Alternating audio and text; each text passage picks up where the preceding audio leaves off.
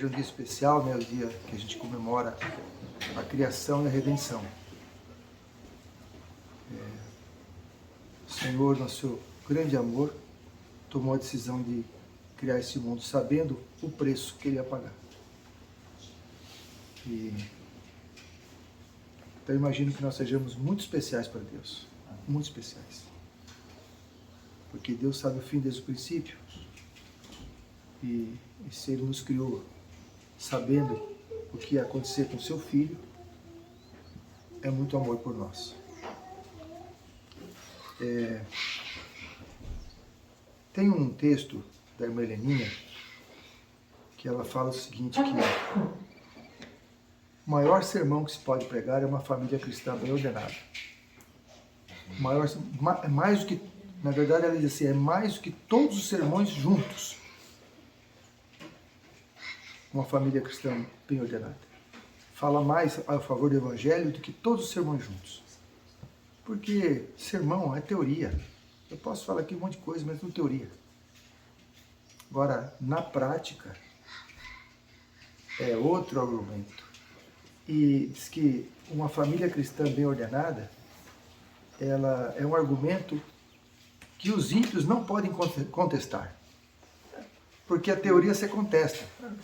Com argumento correto ou incorreto, você pode estar livre para contestar. Mas uma família cristã bem ordenada não tem argumento que conteste, porque ela está ali, está mostrando. E o Senhor diz no livro de Malaquias que a última obra a ser feita nesse mundo é a obra do profeta Elias. Né? O que ele vem fazer? Converter o quê? Coração dos pais aos filhos. E dos filhos aos pais. A última obra nesse mundo é a obra de restauração da família. Eu acredito que tenha famílias com problemas. Eu já tive muito problema na minha família e Deus restaurou. E Deus tem poder para fazer isso, se a gente pedir sua ajuda. Então não desista de orar pelos seus filhos, pelas pessoas que fazem parte da sua família, já fizeram. Não desista de orar, que Deus pode restaurar. Só dar um exemplinho. Um dia eu estava separado da minha esposa e ela falou, você pode fazer um favor para mim? Eu falei, pois não. Não passa nem de carro na minha rua, que eu não quero ver nem teu carro. Aquela coisinha linda. E ela não falou sem razão, viu? Não estou falando que ela não tinha razão de falar isso, não. E eu falo, ó, vai ser um prazer enorme para mim fazer isso, sabe? Farpas. E eu não a amava, mas zero. Eu não sei se tem amor negativo, mas eu estava já no negativo, talvez ela a mesma coisa. E o Senhor nos devolveu o amor. Amém. Que Deus é o Criador de todas as coisas. Ele cria o amor na nossa vida. Ele restaura o amor. É lógico que Deus respeita o livre-arbítrio e ambos precisam desejar. Se eu não quer, Deus respeita. Mas a gente pode orar para que situações ocorram para a pessoa acordar. Eu fico imaginando que o pai do filho pródigo orava todo dia por ele. E Deus o levou aos porcos, para ele lembrar da casa do pai. Pode ser que alguém seja levado aos porcos, mas melhor que não seja, né? Mas se não tiver outro jeito, é melhor ir aos porcos, para depois lembrar do pai e voltar, e o pai vai receber de braços abertos. Não desista de orar, nunca desista de orar.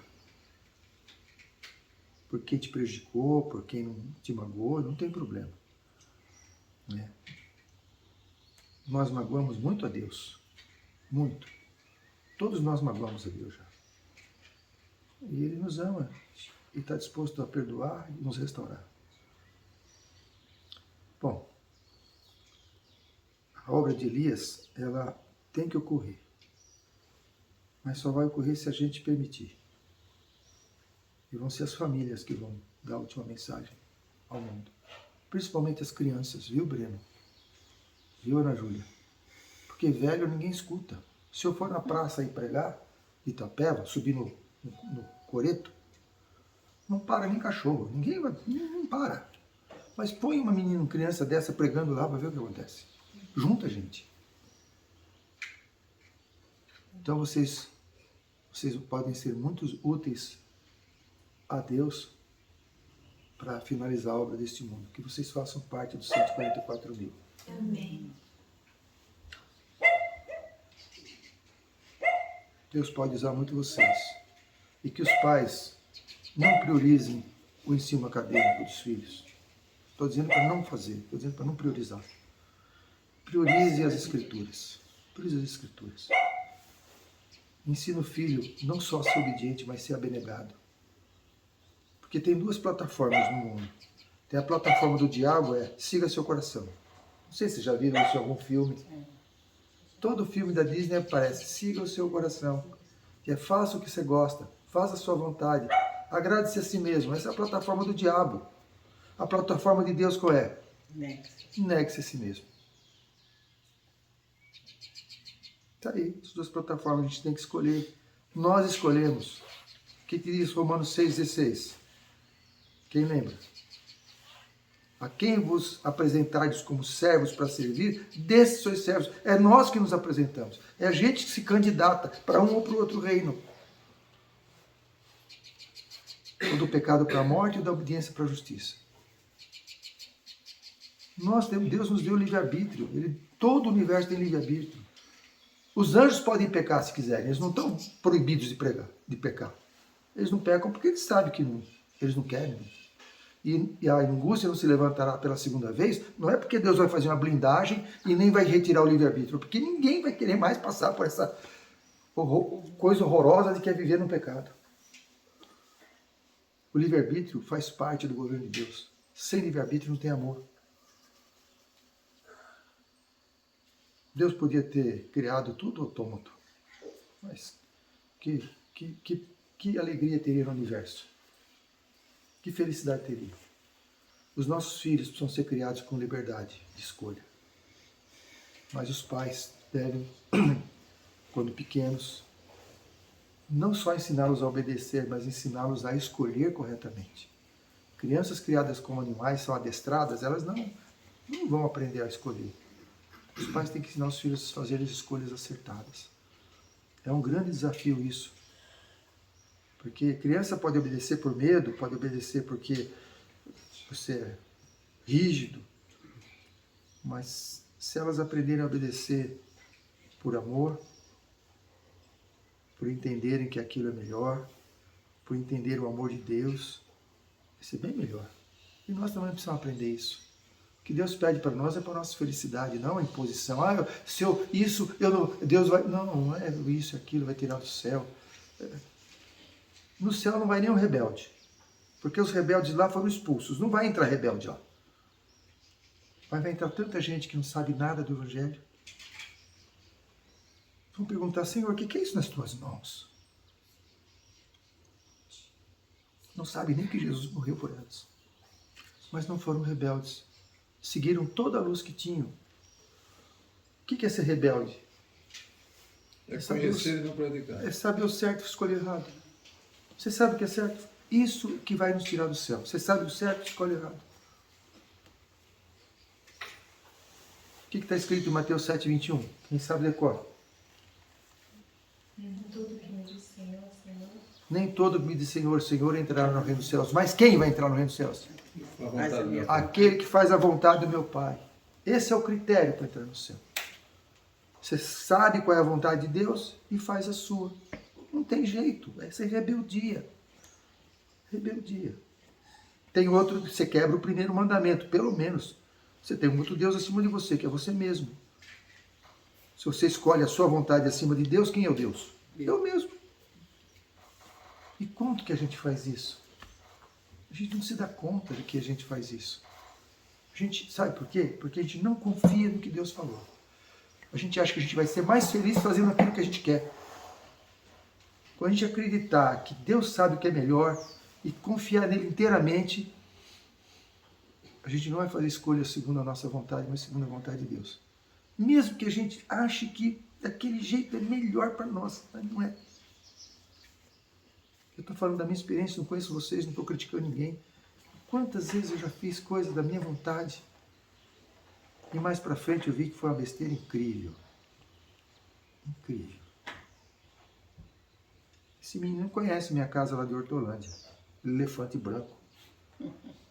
Só um besta para fazer um negócio daquele. Eu fiz a minha vontade. Se eu tivesse seguido a orientação de Deus, more no lugar menor possível. Não teria feito uma casa de 550 metros quadrados, 3 andares, 9 banheiros. Para quê? Para 3 pessoas. A gente nem se achava dentro da casa. E tá lá. E tá lá, dando Só que prejuízo. quando não dava, a gente tinha vários ramais. Tinha interfone ali, sair cara. ligando para todos os Passadeiro. ramais para saber onde estava o marido. Nem gritando se achava o outro.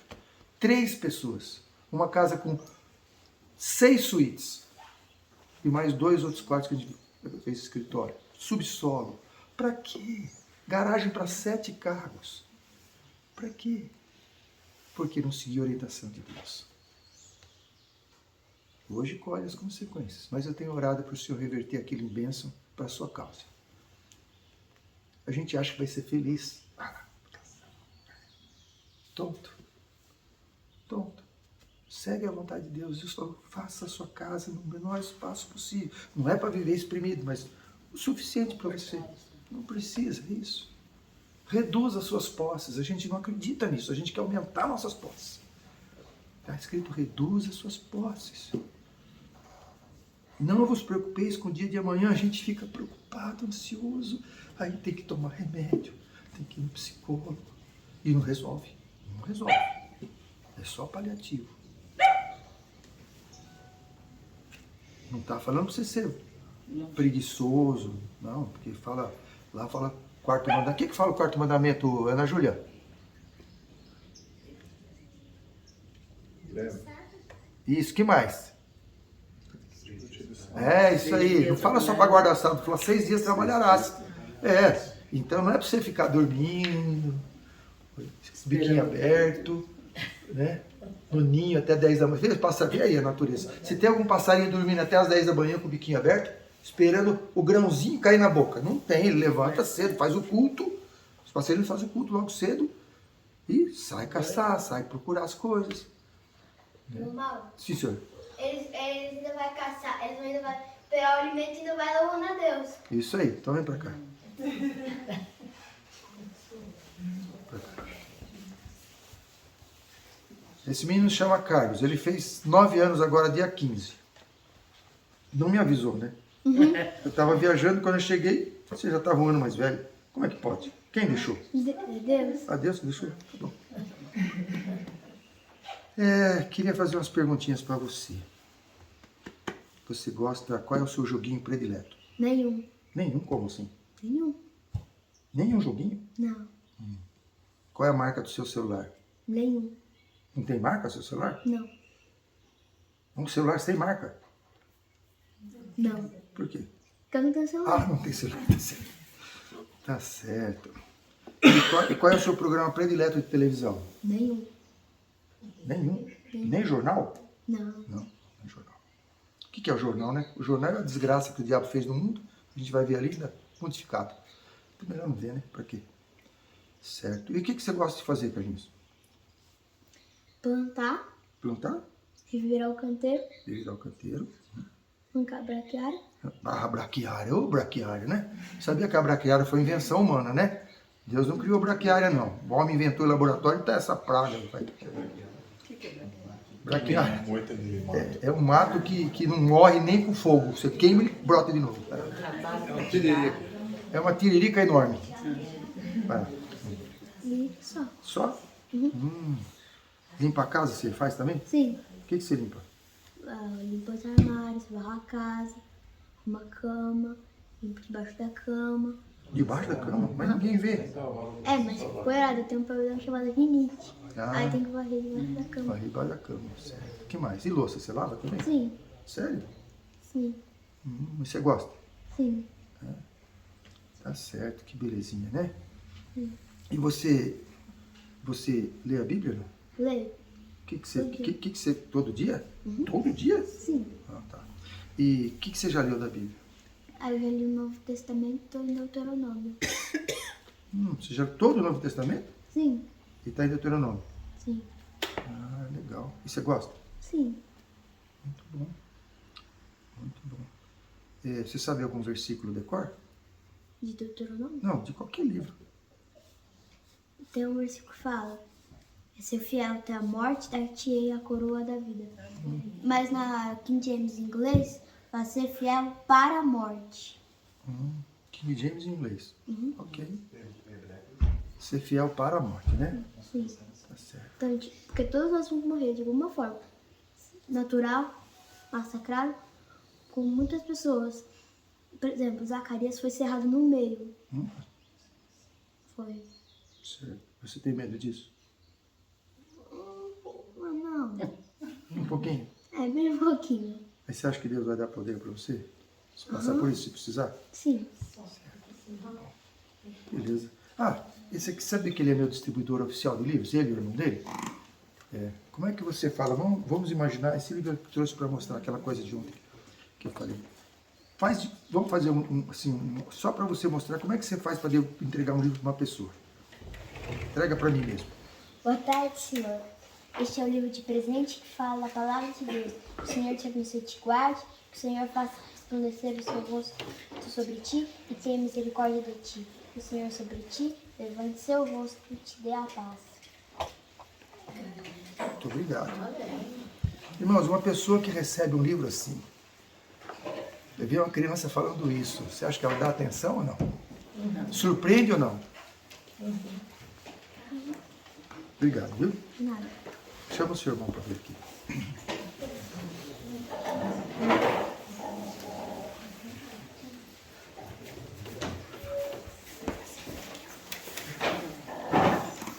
Esse aqui é o meu neto, Thomas. Tem 10 anos, né? Você não se sente velho? Não. Cecília? Não? Não. Com 10 anos já? Não. Ah, tá bom. Belezinha, você gosta de... Você lembra quando você morava na cidade? Lembro. Você tem saudade? Não. Não? Por quê? Não era uma vida feliz lá. Não? Não. E aqui é? É. Bem feliz mesmo? Sim. Mas não tem joguinho, não tem nada pra divertir? Tem. Tem? O quê? A gente se diverte. O Carlos, quando tá todo mundo junto, o pai faz uma leitura, a gente brinca também. Ou quando a mãe tira um tempo, a gente senta no sofá, fica com ela um tempinho. A gente diverte de outras formas, que são melhores. Puxa. E o que você faz na sua casa durante o dia? Fala pra mim. Nós já acordamos e arrumamos nossa cama. Nós revezamos de vez em quando eu varro a casa. O Carlos outro, nós vemos a casa, nós passamos pano na Fala mais casa. alto um pouquinho que eu sou surdo. Vai. Tá. Nós varremos a varanda, que fica bem suja, então a gente varre. Organizamos lá atrás onde ficam as ferramentas e organizamos a casa também. Você não vai na horta? Vou também. Vamos. Vai na horta, já plantamos bastante coisa lá. É? O que você plantou? Não vou lembrar tudo agora. Alface. Brócolis. Brócolis. Não, pera. Desculpa, couve. Couve. Tomate. Tem açafrão lá. Boa, tem açafrão, legal. Tem tomate, né? Minha mãe também plantou tomate. Tem alguma comida que você não come, que você não gosta? Eu gosto de tudo. Que legal. Bacana. E joguinho, você tem joguinho? Não. Não? Também não? Seu irmão já não tem nada, você também não tem nada? Não. Nada disso. Você sente falta? Não. Não. Legal. Também estuda teclado? Música? Você está estudando música? Sim. Aquele teclado? Eu tenho dificuldade com aquelas pretinhas em cima. As branquinhas até que vai, mas pretinhas eu tenho dificuldade. Não sei, tem que mudar o dedo de lugar, não dá certo. Mas tá bom, você está estudando também, né? Sim. E me fala um pouquinho, o que você tem lido, você já leu, seu irmão leu todo o Velho Testamento e está em Deuteronômio, você leu todo o Novo Testamento e está em Deuteronômio, e você? Já li a Bíblia inteira e estou em Gênesis, estudando. Leu a Bíblia toda e voltou para Gênesis estudando. Sim. Tá. E do Espírito de Profecia, o que você já leu? Livros, assim, de livros. Grande Conflito e o Caminho a Cristo, só. A Felicidade Plena. Desses do Espírito de Profecia. O resto que eu já li foi... Qual é o nome do livro da Boia Vermelha? Até hoje eu esqueço o nome Qual que é? dele. O livro da Boia Vermelha. tem aquela boia. A boia vermelha, sim. Em busca de esperança. Em busca de esperança e porque Que é o Jesus, resumo do História da Redenção. História da redenção. e porque Jesus ainda não voltou. Sério. Muito bom, hein? Que Está beleza. estudando Daniel e Apocalipse, está estudando História do Adventismo. E tem um livro também que eu gosto muito que, se eu ter que deixar todos os meus livros, eu não vou deixar aquele não. Chama Segredos de Daniel. Segredos? De Daniel. Segredos de Daniel. Mas tá escrito no livro? É do... Hã? É um livro? De quem É. que é? Jacques Ah, Bedu. legal. Então é o seguinte, você Daniel, vamos ver se vou fazer umas perguntinhas para você ver se você sabe alguma coisa de Daniel. Tem uma profecia muito importante lá em Daniel, que é dos 1.300 tardes e manhãs, o santuário será purificado. Tem em que capítulo e versículo? Tem 2 capítulos que está a profecia. Em 2. O 8 e o 9 de Daniel. Certo. Mas qual deles está esse versículo? Você sabe? Daniel 8,14. Até Ah, 8,14. 2030 tarde. Manhãs de Certo. E começou quando esses 2.300? 457 a.C. Sério? Mas como é que você sabe? O que aconteceu para começar ali? Que A evento? gente precisa voltar bastante, né? Não, volta bastante. Tá. Senão nós vamos lá no ano da criação do mundo. Vamos lá. 3 reis fizeram 3 decretos para a reconstrução da cidade, né? Que cidade? Ciro em Que cidade? de Jerusalém. Ah, tá. Um em 537, o outro em 520 e o último em 457. O primeiro foi o de Ciro, que era para o povo judeu retornar à sua terra. O de Dário Pax foi o mesmo, e o de Artaxerxes permitiu a reconstrução da cidade do templo, que nenhum decreto tinha colocado em destaque. Então esse que é o que vale. Sim, Certo. E aí, e o próximo ponto qual que é? 457. E aí, que mais fala? Quantas semanas para o teu povo? 70 semanas. 70 semanas, que dá quantos anos? São 490 anos. E vai chega aonde? No ano 34. Mas Oh, 34. O que aconteceu no ano 34? o batismo de Jesus e a Não. morte. Não, Tem- no ano faz 34. parte. No ano 35. Sim, no meio da semana. Vai, fala. Ele No não ano quis pular pro final da semana, ele quer falar o começo. Ó, a gente não combinou nada, tá? Nada combinado isso aqui. No ano 27 passa-se esses 473 anos. De 457 a 27. Jesus é batizado, ele passa 3 anos e meio no ministério dele. E no ano 31 ele é crucificado. E no ano 34 acontece o apedrejamento de Estevão. E o que aconteceu com a nação judaica nessa data? Ela não era mais a nação escolhida. E quem que é agora? Os gentios. E nós somos o quê? Gentios. Amém. Você quer ser a nação escolhida? Quer fazer parte desse povo? Sério? Você já faz parte desse povo? Sim. Amém. Eu também. Pela graça de Cristo, né? Sim. Isso aí. E qual é a nossa responsabilidade? O que o Senhor quer de nós hoje? Que nós levemos a mensagem para outras pessoas e que nós vivamos ela no nosso dia a dia. Amém. Porque pregar sem viver é igual o quê? É igual eu vender remédio para crescer cabelo. Né? Não adianta, vai ser uma piada. Eu vou lá vender remédio para crescer cabelo quando eu sou careca. Pregar o evangelho sem viver é a mesma coisa que isso, não é? É ou não? É. Certo. Então tá. Que mensagem você daria para esse povo aqui que está te ouvindo hoje?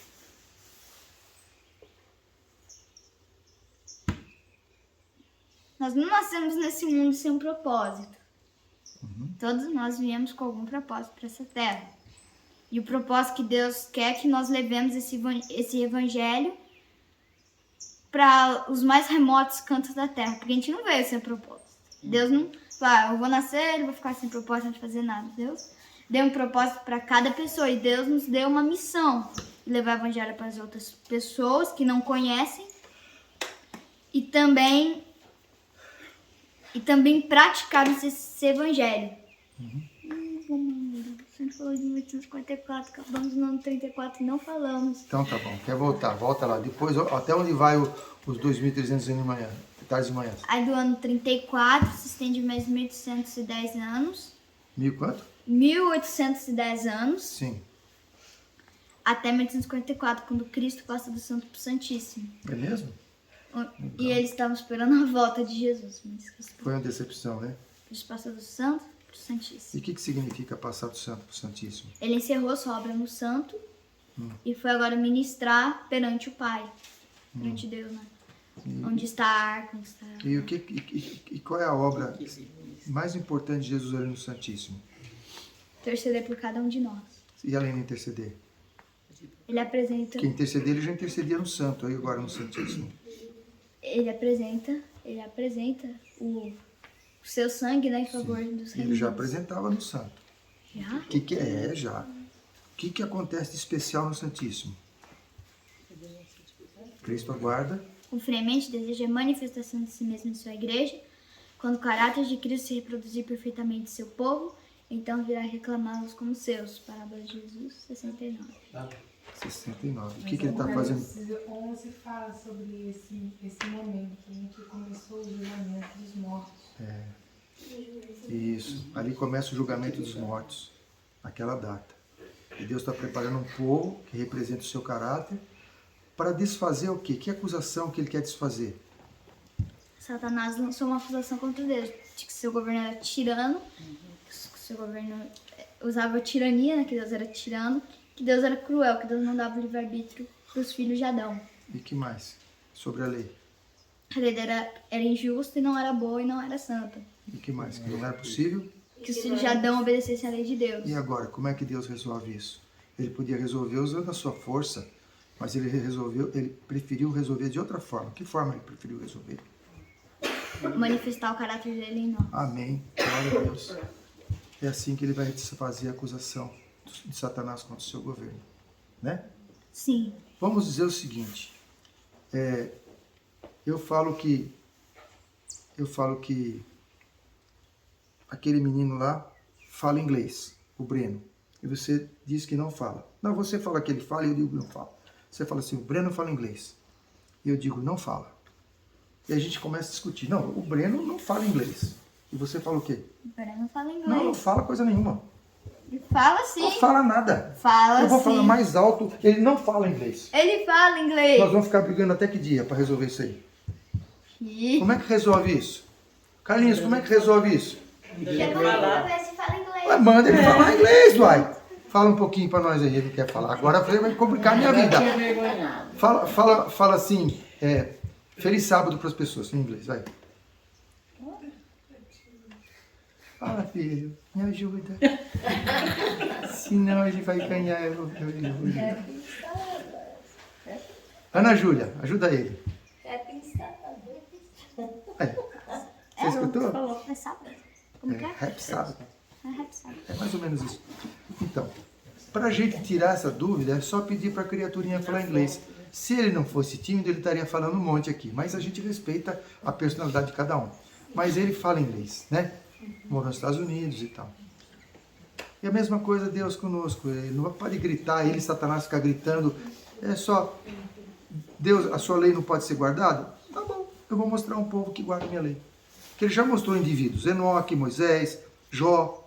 Mas eu vou mostrar um povo. E aí eu vou mostrar o pior da terra. 7.000, né? O pior, os 7.000 que não dobraram seus joelhos a Baal. Agora eu vou mostrar o pior da terra. A raça mais degradada, mais corrompida, mais nanica. Eu fico imaginando quando Adão pegar você na mão assim. Adão vai pegar você na mão, né? Nossa, até fala, que coisinha linda. É um brinquedinho para Adão, nossa, pequenininho.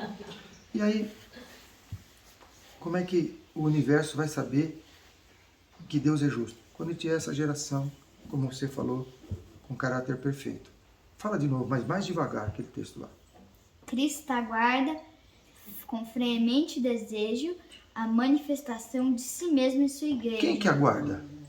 Quem que está aguardando? Cristo está aguardando, não é a gente que está aguardando a volta de Jesus. É Jesus que está nos aguardando. Continua. Quando o caráter de Cristo se reproduzir perfeitamente em seu povo, então virá reclamá-los com os seus. Quando é que ele vem reclamar com os seus? Quando o caráter dele estiver imprimido em nós. Isso.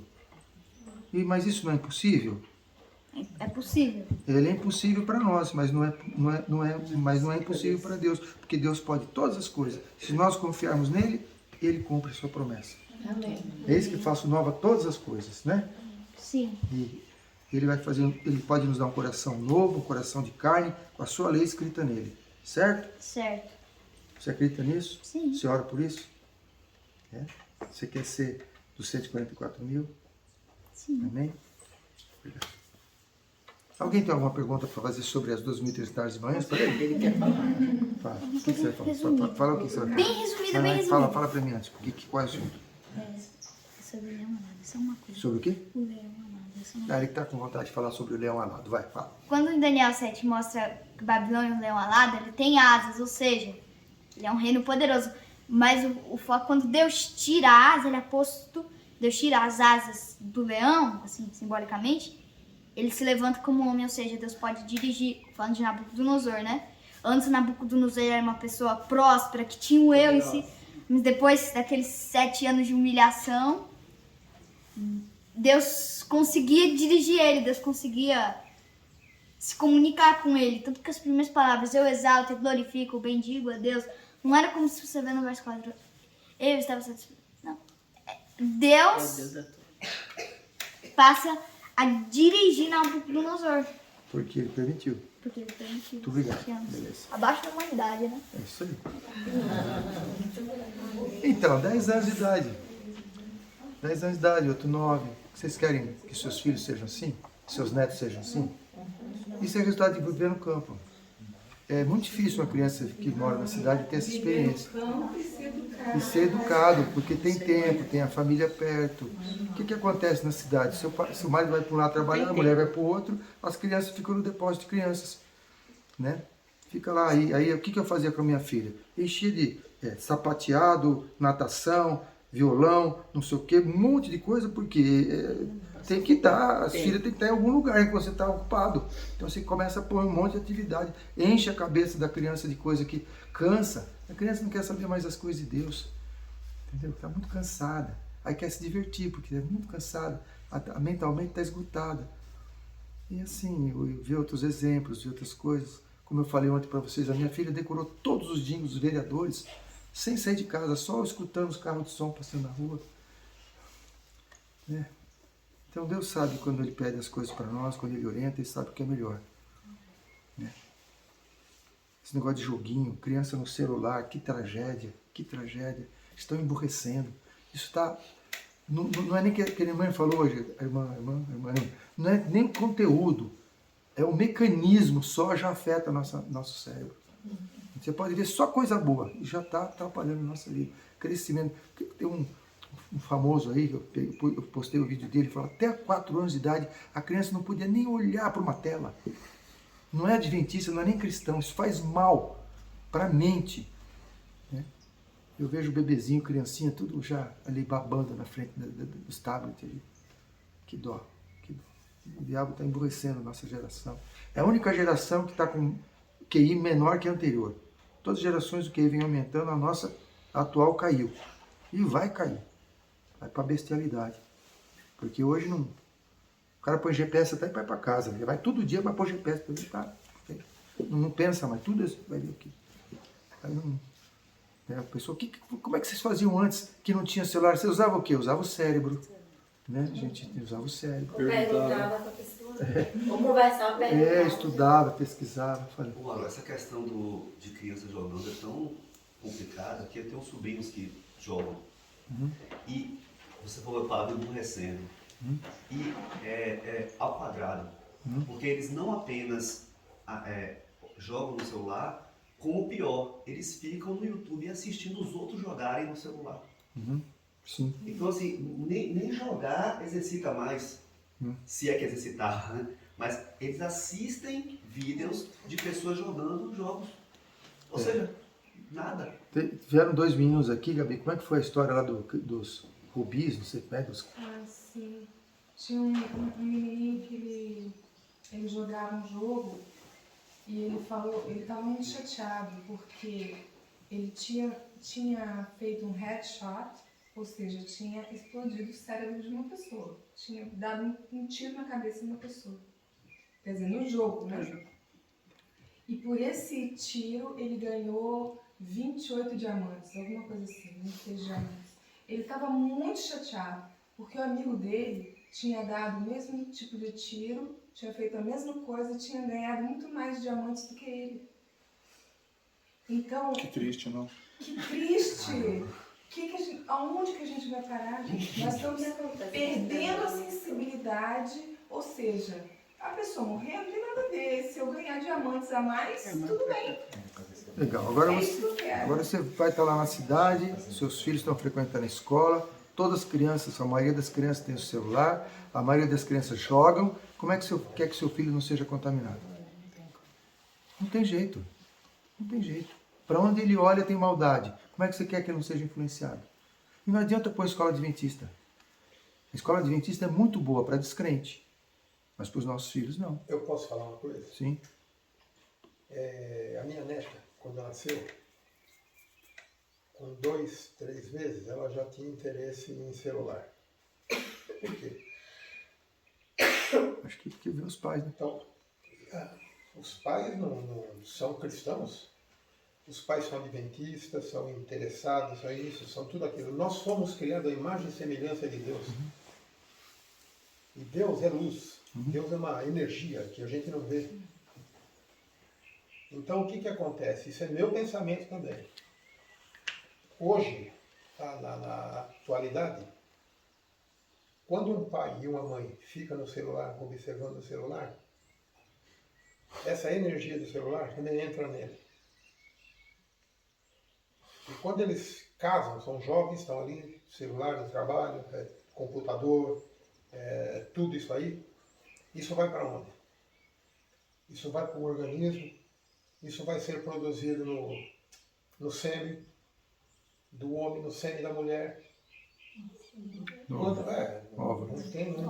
tem, esse é meu pensamento. E quando o pai e a mãe nasce o filho, eles não sabem por que a criança está interessada em celular. Por que eles são interessados em celular? Porque está na cabeça já está dentro da pessoa.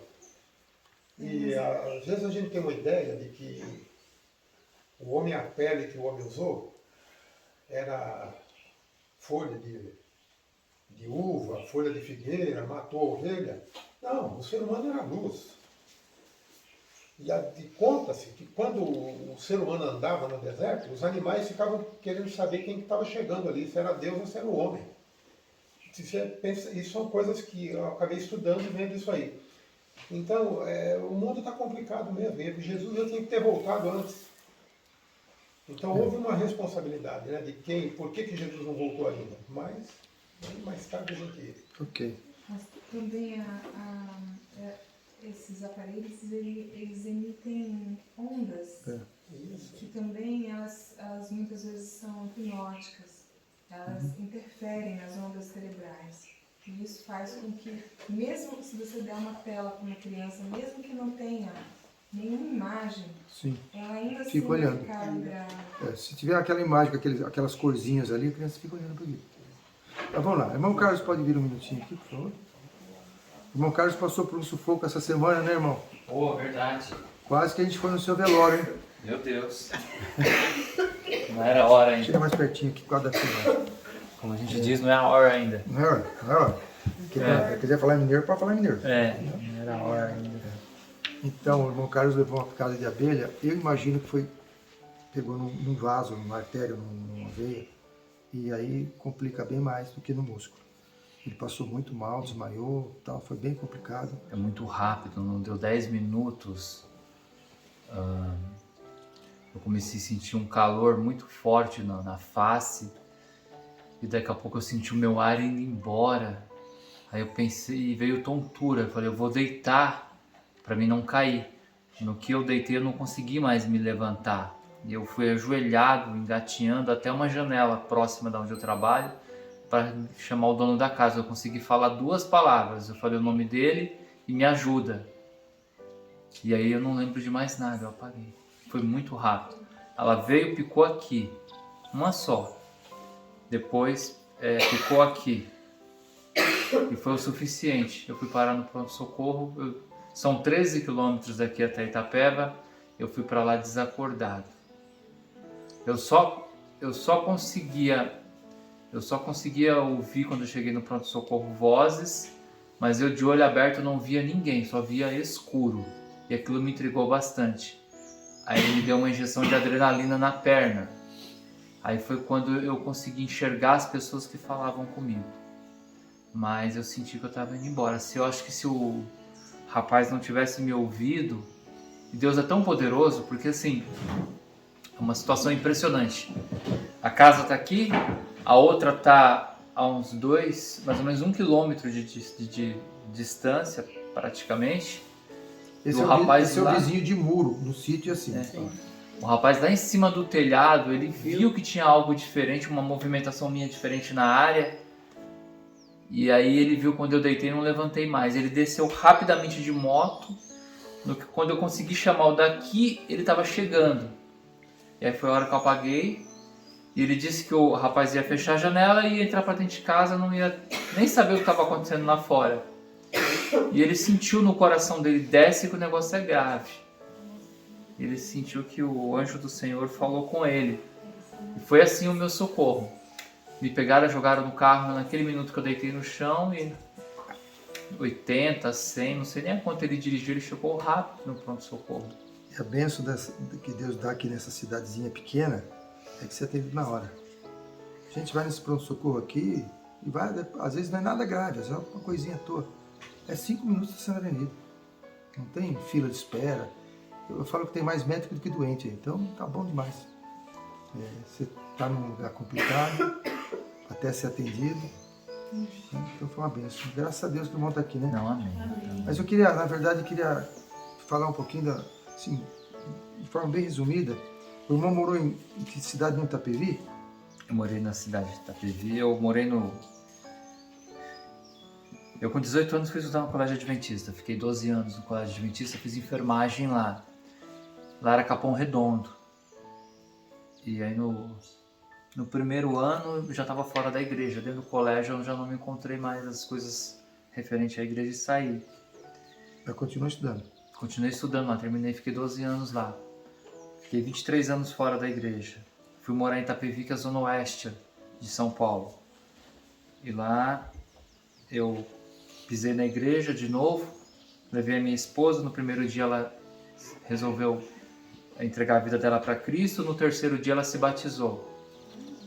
E ali nós começamos a criar as crianças na igreja, tiramos a televisão, o Thomas começou a ter, Deus criou no coração dele interesse pela Bíblia e esse interesse até hoje. E nós começamos ali a nossa carreira com Deus, tiramos a televisão, todos os meios que pudessem nos atrapalhar. E recebemos a mensagem do campo, viemos para cá.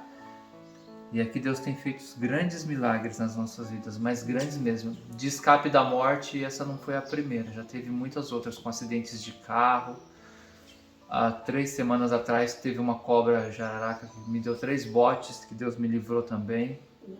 Nós conseguimos pular fora dela e depois conseguimos matá-la. É isso aqui, né? Na cidade de encosta um revólver na sua cabeça é muito rápido também, né? Mas aqui esses livramentos nos ensinam a confiar mais em Deus, nos ensinam a se sentir mais próximos de Deus. Eu me casei, eu regularizei minha vida, minha esposa se batizou, eu me rebatizei, retornei para a igreja e retornei para a igreja com o coração sincero, convertido. Naquele dia o Espírito Santo me converteu, naquele dia eu entreguei a minha vida, nós nos batizamos praticamente no mesmo tanque do batismo, nos batizamos no mesmo dia. De lá para cá nós estamos estudando a Bíblia, estudando exaustivamente a Bíblia, também o espírito de profecia, estamos confirmando as coisas como fazem os bereanos. Não, quando você veio para cá, você já tinha emprego aqui arrumado? Não, quando eu vim para cá, eu como enfermeiro, eu cuidava de um paciente particular. Eu trouxe a minha família, deixei aqui e voltei. Ela ficou 2 semanas aqui sozinho. Primeiro, mas aí foi assim, eu deixei ela lá, a família aqui, voltei para lá, passei um período lá, passei quase 2 meses lá. Aí eu voltei para cá e comecei a trabalhar. Todos os irmãos que Deus preparou abriu portas de trabalho pra gente. O Mauro foi um deles, a irmã Evelyn, o irmão André, são várias pessoas, o irmão Jobson, todos os irmãos aqui que tem sítio, que Deus abençoou, tem abençoado a gente também. Hoje eu trabalho também para irmão da igreja, trabalho em sítio como manutenção, ajudante, auxiliar, tudo que aparece a gente faz. Cheguei a trabalhar na minha área uma vez, trabalhei 3 meses, só serviu para me deixar 5 grandes conflitos lá para o pessoal do alto escalão da empresa. E lá eu deixei livros também com os funcionários e preguei para todas as pessoas que eram para pregar a palavra de Deus ali, e depois fui embora, só durou 3 meses. Aí eu entendi que o Senhor queria trabalhando fora da minha área. Eu estou fora da minha área faz um tempão, vai fazer quase 4 anos. Qual a diferença na educação dos filhos da época de Itapevi para cá? O que o senhor viu de diferença no comportamento deles, na forma de lidar, deles aprenderem, da obediência? Sim. Lá em Itapevi eles estavam assistindo muito canais a cabo de televisão, porque a minha irmã promovia esses canais pra gente, e aí um já estava batendo no outro, imitando os super-heróis da televisão e dando respostas como isso não é justo, isso não é legal, imitando também desenhos da televisão. Aí a gente tirou e começamos a ensinar para eles a Bíblia. Então lá a gente começou esse processo. Quando chegou aqui no campo, lá eles não tinham espaço para andar, era uma casa muito apertada, e aqui eles começaram a ter liberdade de movimentação. Mas ao chegar no campo nós conseguimos parar. Eu estou todos os dias em casa, não fico mais 1 mês nem 15 dias fora, estou todos os dias com eles. Consigo ensinar coisas escolares para eles, consigo ensinar a Bíblia, e conseguimos ensinar juntos. Eu e a minha esposa conseguimos sentar com eles, conseguimos levar eles para ver uma maritaca que está ali na árvore, um passarinho, para explicar uma lição de Deus para eles, para mostrar para eles. E eu posso trazer qualquer um deles aqui que eles falam até mais do que eu. Nós passamos tempo com Deus, nós temos oportunidade de ver a criação de Deus na natureza. Nós temos aprendido a confiar em Deus por várias situações que já nos ocorreram. Até capotamos carro aqui já. E não era porque estava correndo, não. Por uma situação assim, que por 1 minuto que você não puxou um freio de mão, saiu do carro para fechar uma porteira, daqui a pouco o carro desceu. E o carro fez assim, ó, com todo mundo dentro e eu fora. E o anjo do Senhor segurou o carro por uma cerquinha bem fininha, que essa cerca quebra e ele cai lá embaixo, todo mundo teria morrido. Então, assim, tudo eles estão vendo aqui no campo, se aproximando mais de Deus. Irmão, tem faltado alguma coisa para você? Não tem faltado nada de alimento. Deus tem provido. Primeira situação que nós tivemos aqui foi uma pessoa que nem era da igreja. Olha, eu passei ali numa roça de fulano, na roça de ciclano, e trouxe uma caixa cheia de coisas, não sabia nem porque estava trazendo para nós. Aqui é comum ganhar as E coisas. não parou mais, fora os irmãos que sempre nos trouxeram, fora que Deus nunca deixou faltar o trabalho. Já trabalhei por diárias várias vezes, agora tenho um salário fixo. Um enfermeiro deve estar ganhando uns 7, 6, 5, 4, eu não sei, hoje em São Paulo. Eu ganho 1.500 e sustento a minha família com 1.500. O Senhor multiplica o azeite e a farinha, né? Muito, mas muito mesmo. A gente recebe coisas de todos os lados, da hora que a gente nem imagina. E depois dessa modalidade do Pix, meu filho passou por momentos de saúde que já vinha tratando. De vez em quando alguém manda uma mensagem, eu estou mandando um Pix para você.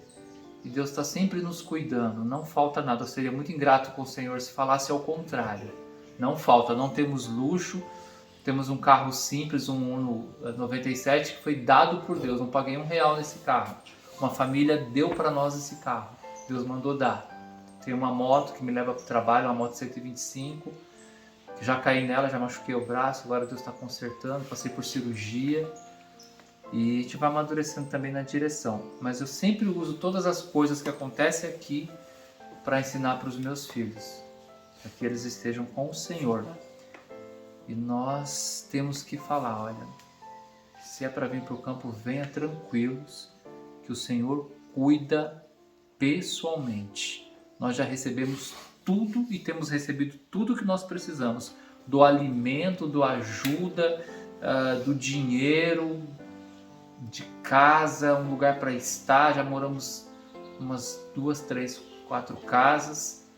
E Deus está sempre nos surpreendendo. Já moramos também próximo de Belo Horizonte para fazer um tratamento com Thomas. E o dia que não deu mais certo lá, eu orei 8 horas da noite chorando. Falei, Senhor, eu quero ir embora para Itapeva. Eu quero voltar para o lugar para onde o Senhor nos levou. E de manhã eu fiz uma ligação. Dali 2 dias Deus respondeu. Arrumou a casa, eu não vim nem ver a casa. tá, tem uma casa? Então vamos embora, a gente veio. E Deus nos trouxe agora para o Ararat. A segunda vez que Deus nos traz de novo para o Ararat. E aí a gente está sempre vendo o Senhor nos mostrando o seu poder. Não tenham medo de vir para o campo. Acho que nunca houve um tempo em que a gente precisa de mais ferramentas para preparar a nossa confiança em Deus, para preparar o nosso caráter em Cristo, porque o dia de amanhã não é nosso. Eu percebi que eu teria morrido se não fosse o instrumento que Deus usou, o seu anjo, para que eu escapasse dessas 2 picadinhas de abelha que parece nada, né? Eu tive um choque anafilático muito grave. Eu percebi que a vida é muito efêmera, passa muito rápido diante dos nossos olhos. De manhã eu saí daqui, cumprimentei o irmão Constantino, dei tchau, falei, depois a gente conversa. E aí, 9 horas da manhã eu estava nesse estado de quase morte. Então que nós consagremos o nosso coração e que nós vamos lá encontrar esse prêmio que o Senhor quer nos dar, que é morar com Ele. Amém. Façamos qualquer sacrifício que não é sacrifício, pode ser aos nossos olhos, mas não é aos olhos de Deus. Nunca comemos tão bem, nunca comemos coisas que a gente nunca comeu. Nunca os meus meninos tiveram tanta fartura, eu já passei fome em Itapevi, já fui sustentado mais de 1 ano por cesta básica da igreja. Se eu quisesse buscar hoje a minha área, talvez seria uma alternativa, mas eu sinto que o Senhor quer que a gente fique aqui porque a gente veio para viver uma vida no campo e a gente realmente está vivendo uma vida diária com o Senhor. Legal, muito obrigado. Deus abençoe, viu? Amém. Abençoe sua família também. Amém. Alguém tem alguma pergunta para a família do irmão Carlos? Com quantos anos eles vieram para o campo, os meninos? O Thomas chegou aqui com 6 anos. O Thomas aprendeu a ler no prézinho. No primeiro pré ele aprendeu a ler, já com 6 anos ele já estava lendo, já lia a Bíblia, já estudava, já pregava, gostava de imitar o pastor Roberto Rabelo, porque eu ouvia o pastor Roberto Rabelo, e nunca mais parou. E já veio para cá, já sabendo tudo que a gente ia passar, conversamos com eles, e eles vieram alegres e felizes, como diz no Espírito de Profecia, quando você solta é como cabritos pulando, né? E sempre ajudando a mãe, sempre interagindo com a terra, não tiveram resistência com nenhuma situação. Às vezes a gente vê, as crianças mais velhas têm essa dificuldade, né? Principalmente na fase pré-adolescente. Eles não tiveram essa dificuldade. E o que você propõe para eles hoje, tanto em termos de comida como em termos de mudança ou de trabalho, eles estão sempre abertos para fazer. Tem mais? Alguém ia fazer outra pergunta? Não, já respondeu. 6 anos. Beleza. O outro tinha 5, né? Eu fico impressionado com a disposição dessas crianças de ajudar. Se você começa a falar... eu já saio correndo para fazer. O que você pedir é uma disposição incrível para fazer. Uma bênção, uma disposição de ajudar, de trabalhar, de fazer favor. Se pedir para ir 10 vezes lá em casa buscar uma coisa, eles vão correndo e vão com alegria. Se que Deus consegue sim, dê sabedoria para vocês, humildade e abnegação. Né? Eu tenho uma pergunta, não sei se é para eles ou para você. Vocês vivem do sustento aqui, ou seja, essa terra fornece algum tipo de alimento para vocês aqui? Sim, fornece, mas não é o suficiente. Não. A gente gostaria que fosse. Nós estamos trabalhando para isso. No nosso caso, por exemplo, nós ficamos muitos anos trabalhando só 1 ou 2 dias por semana no sítio. O resto era para as visitas, porque a gente recebia visita todo final de semana. E era só a Gabi, eu e Mariana. Então, para receber as pessoas na sexta, a gente começava a trabalhar na quinta ou quarta. Para depois que as pessoas iam embora, e a gente não pedia lençol, nada disso, e as pessoas ficavam até domingo no almoço. Então, depois que as pessoas iam embora, era tudo a limpeza, lava aquele monte de lençol e toalha, tudo aquilo. Era segunda e terça trabalhando. Então, ficava um dia para cuidar do sítio. E bem complicado. Essa farofa que vocês vão comer hoje no almoço é com milho plantado aqui, que é orgânico, não tem nenhum, não é transgênico. Vocês vão ver depois que farofinha legal que fica. Não é porque a gente está oferecendo, mas é muito legal, as pessoas gostam. E outras coisas que a gente tem aqui plantado, essa geleia de uva que vocês comeram de manhã, daqui também, nada com conservante, entende? Outras coisas, mas fala, mano. Eu estou aqui fazendo uma retrospectiva da nossa vida, né, de 4 anos para cá. E lembrando dos perigos que ele fala do campo e dos perigos que a gente já sofreu na cidade. O nosso filho, a gente tenta cercar ele de todas as maneiras, Benjamin. A gente não dá celular, não dá tablet, não dá televisão, mas é muito difícil, porque todos os amiguinhos assistem, os priminhos, né, tipo, jogam, enfim. Então a gente fica o tempo todo ali cercando, orando, Senhor, tem misericórdia. Até pra gente deixar ele brincar com alguma criança é complicado. Ontem, desde o dia que ele chegou aqui, eu tô feliz da vida porque a gente encontrou os meninos aqui. Eu falei, não, leva ele lá pra brincar com os meninos. Vocês moram em apartamento ou casa? A gente mora em apartamento. É. E a gente fica ali trancado. É de vocês o apartamento? Sim. Assim, não é curiosidade, só para ter uma ideia, vale quanto mais ou menos? 350. 350 mil. E sem água, quanto vale? Sem água? É, sem água. Nunca pesquisei, acho que nada. Vale nada, né? Então, E sem assim, água não vale nada. Pra gente sair na rua, a gente não sai mais. A gente fica dentro de casa, trancado no apartamento, porque a noite é perigoso, a gente tem medo de não... Até no shopping a gente tem medo, porque os estacionamentos, quando a gente chega, a gente fica olhando para ver se tem alguém dentro do carro, se tem algum indivíduo que enfim, esteja lá preparando, porque tem assaltos até dentro dos estacionamentos dos shoppings. Então, a gente vive preso, a gente vive na cidade, vive preso. E ontem, quando o irmão estava falando, ele vindo no campo e tal, eu estava justamente, agora ele falando, eu estava fazendo uma retrospectiva e pensando, meu Deus, eu estava até, vocês estavam falando e eu estava aqui emocionada, eu estava chorando. E pensando, dando graças a Deus pelo chamado que ele fez pra gente, e eu não tenho dúvidas, e hoje muito mais, né? Não tenho dúvidas de que esse realmente é o melhor lugar que a gente está, principalmente para criar os filhos. Amém. Eu hoje, desde ontem que eu tava, levo meu filho, leva ele para brincar com os meninos. Porque é diferente. É diferente. Salvador não, a gente não quer. Ó, vem aqui fazer nada. Eles vão colocar meu filho, vem cá jogar, vem cá brincar, e aqui não. Então, quando o Espírito de Profecia, né, realmente fala sobre isso, gente, é uma bênção para nós. É uma bênção. A gente é muito mais beneficiado morando realmente no campo do que morando na cidade. Então, eu não tenho dúvidas de que esse é o plano de Deus para nós. Ok, eu fiz uma... Vieram uns amiguinhos da Mariana aqui, na faixa de 14, 15 anos.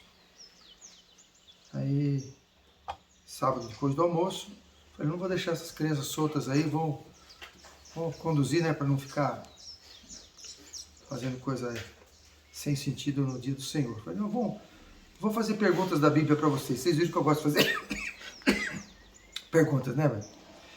Você tem que falar inglês ainda hoje, tá?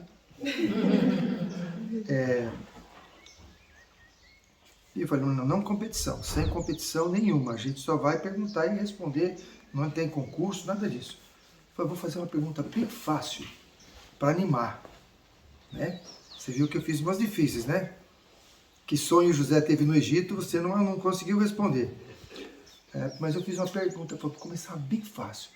Qual é o quarto mandamento? Tinha umas 5 crianças por aí, 6.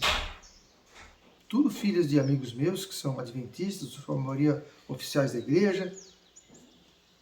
Eu pensei que eles iam responder de imediato, em coro. Eu falei, tio, assim na ordem eu não sei. Eu falei, não, fala em desordem mesmo, não tem problema. Quarto mandamento. Honrar pai e mãe. Eu falei, não, filho, esse é o quarto da igreja católica. Que triste. Mas falam inglês, tá na aula de basquete, tá no comum, tá na música, mas não sabe qual é o quarto mandamento. Nós estamos preparando nosso filho para quê? Para onde? Para ser um bom profissional, para ter carreira boa, para ter brilhos nesse mundo, mas a pessoa não sabe nem qual é o quarto mandamento, misericórdia. O que sabe? O que sabe? Misericórdia. Nós não estamos priorizando o reino de Deus e sua justiça. Né? Quer ver? Eu vou fazer uma experiência com vocês, não precisa responder. Não precisa responder. Só pensa. Se eu perguntar assim para você, como é que está seu filho? O que você responde? Vou dar um exemplo de respostas que eu já ouvi. Mas vocês não precisam responder. Meu filho está bem. Olha, acabou a faculdade de engenharia, está fazendo pós-graduação na Alemanha. Esse menino vai longe. Esse menino tem futuro. Tá? E sua filha? Minha filha é uma beleza. Minha filha é campeã de natação. Mas você precisa de ver, todo concurso que ela entra aí, competição que ela entra, ela ganha. Legal. O que é importante? O que você fala do seu filho é o que você acha importante. Agora veja a diferença dessa outra resposta. Olha, meu filho está dando estudo para uma porção de amigos deles, ele reúne todo mundo na sexta-feira e eles estão fazendo um pequeno grupo, ele está estudando o livro tal, etc., está ajudando na igreja, é um missionário, se meu filho gosta de pregar. E, olha, está terminando a série Testemunhos para a Igreja. Que bênção. Por que um fala uma resposta e outro fala outra resposta? Porque a gente fala daquilo que a gente valoriza. A gente quer ver o filho brilhando nesse mundo de que não é o nosso mundo, porque a gente valoriza as coisas materiais. Enquanto isso, por outro lado, né? Abraão saiu do conforto da cidade onde ele vivia para ir para um lugar que ele nem sabia. Deus falou assim, vai para um lugar que eu te mostrarei. E quando mostrou, assim, isso aqui vai ser para as próximas gerações. Você vai ser peregrino aqui. Vai ser peregrino. Então ele andou naquela coisa, naquela terra que era a herança dele, mas sem gozar dos benefícios do dono de uma terra, sempre como peregrino. Eu acho que é mais ou menos isso que a gente faz, que a gente deve pensar, que nós somos peregrinos aqui. Essa terra aqui vai ser nossa, por enquanto ainda jaz no maligno, né? Sim.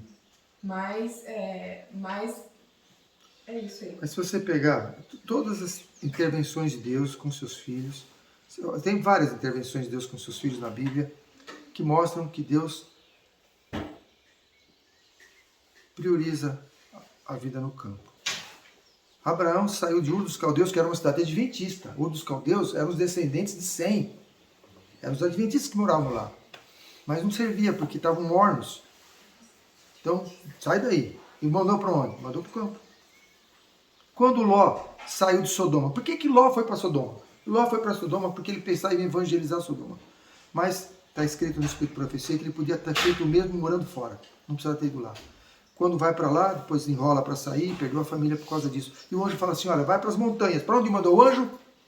Para as montanhas. E ele foi para onde? Não, me deixa ficar em Zoar, que é uma cidade pequenininha. Não sabe, a gente tem que primeiro de transição, né? A gente tem que tomar pequena. Por que não obedeceu a Deus? Deus mandou para a montanha.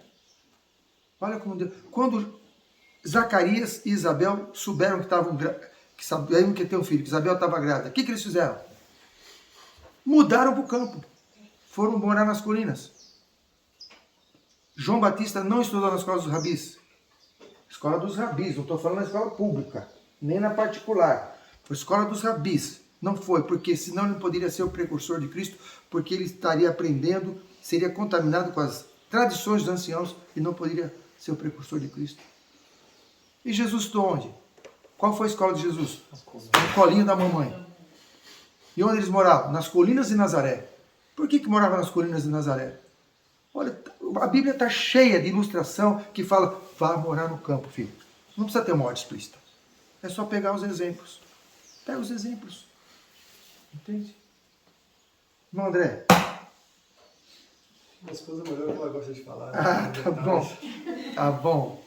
Então, irmãos, é o seguinte, Deus tem misericórdia de nós, para a gente tomar a decisão certa, consultá-lo, não o nosso gosto, mas o que Ele quer. Ora a Deus, não precisa escutar o que eu estou falando, não, nem acredite em mim, mas ora ao Senhor, busca a sua palavra, e pergunta para o Senhor, fazer uma pergunta para o Breno. Breno, qual foi a primeira, e para Ana Júlia, qual foi a primeira frase que Paulo falou depois que caiu do cavalo indo para Damasco? Ele perguntou, Senhor, quem és tu, Senhor? E Jesus respondeu, eu sou a Jesus a quem tu persegues. Aí Paulo falou uma frase, qual foi?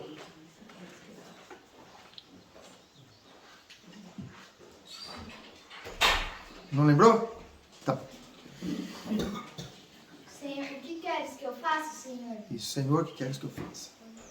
Então, quando você tem um encontro com Jesus, qual é a primeira coisa que você vai falar para ele? Senhor, que queres que eu faça? É isso. Essa é a vida do cristão sincero. Tem um encontro com Jesus e pergunta o que você quer. Não, Senhor, abençoe esse meu plano. Mas que abençoe o seu plano, filho? O seu plano não sabe nada, você não sabe nada. O seu plano é um plano humano. Pede para Deus qual é o seu... mas eu vou perder o meu emprego? O meu empreguinho concursado? Eu vou... e daí? Os que quiseram manter seu emprego concursado ficaram em Jerusalém. Tá? Ficaram lá comendo minhoca. Ô Mauro, engraçado você comentou, né, sobre...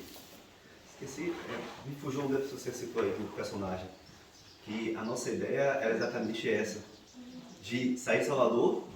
Foi Ló. Ló. Ir para um lugar menor, pro interior, menor, Itapeva, pequeno, para depois ir para o campo, para a gente ir se adaptando. E... enfim...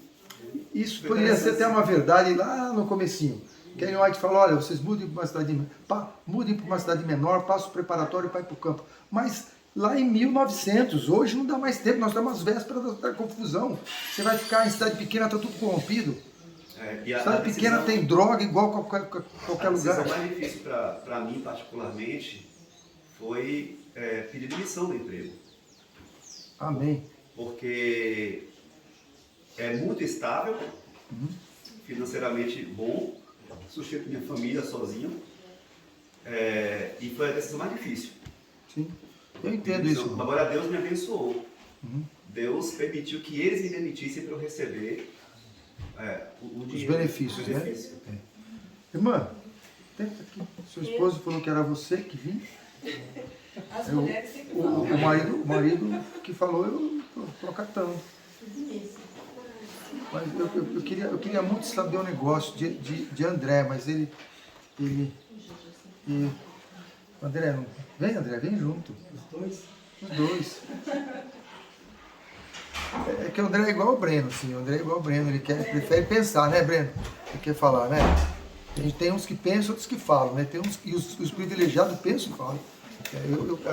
Eu casei com uma mulher que pensa e eu só falo, então ela me ajuda, a benção. Aqui é a Gabi, aqui são mais irmãos. Mas... temperamento. Como é que foi? Deixa eu ver. Tá bom, mais meia horinha.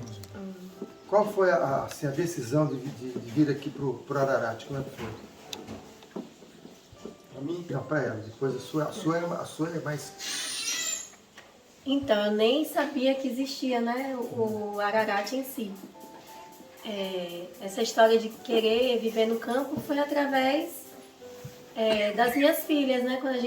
Quando eu passei a ser mãe, eu sempre gostei muito de ler. Então, até antes de ser mãe, eu lia, né, os livros de Ellen White, do Espírito da Profecia.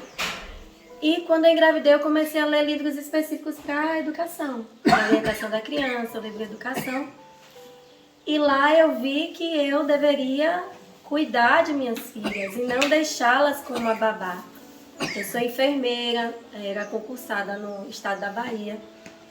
E eu sempre tinha na minha mente, quando eu casar, eu vou ter uma empregada, eu vou ter uma babá, e vou trabalhar, vou fazer pós-graduação, vou fazer mestrado. Sempre tinha isso na minha mente. E aí, quando eu me vi grávida, que eu li a orientação da criança, que ela fala que até, pelo menos, os 3 primeiros anos, é fundamental a mãe, né, cuidando dos filhos. Aí eu falei pra ele, grávida, eu falei, eu não volto a trabalhar. E ele me apoiou, e assim foi. Eu não voltei mais a trabalhar. E aí, Lenda, ela sempre fala da educação, você educar na natureza. E aquilo ficava me intrigando, como é que eu vou educar aqui? Eu conheço Joyce e Mauro lá de Lucas, lá de Salvador. Onde é que eu vou educar na natureza aqui em Salvador? E aquilo foi me intrigando. No Parque da Cidade. Eu cheguei aí no Parque da Cidade uma vez, que é um parque assim... na praia. Não, mas é o barulho, porque onde você vai em Salvador tem música, é axé, é batuque, né? E então é difícil. E então eu conheci o Mauro num grupo de WhatsApp, de educação. E teve um tópico lá de vida no campo. e ele postou uma mensagem que ele fez, Sai dela, povo meu. Então eu assisti, fiquei muito impressionada, meu esposo também assistiu, ficou também impressionado. E aí eu falei com ele pessoalmente pelo WhatsApp. Falei, nossa, fiquei impressionada com a mensagem. Aí ele me convidou, a gente, para vir passar um final de semana aqui. Eu não sabia que existia o Projeto Céu, né? Ele não explicou direito. E aí eu fiquei toda empolgada, né? Era tudo que eu queria, passar o final de semana no campo, no sítio.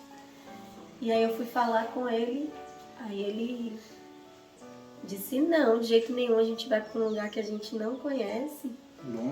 Longe, não conhece.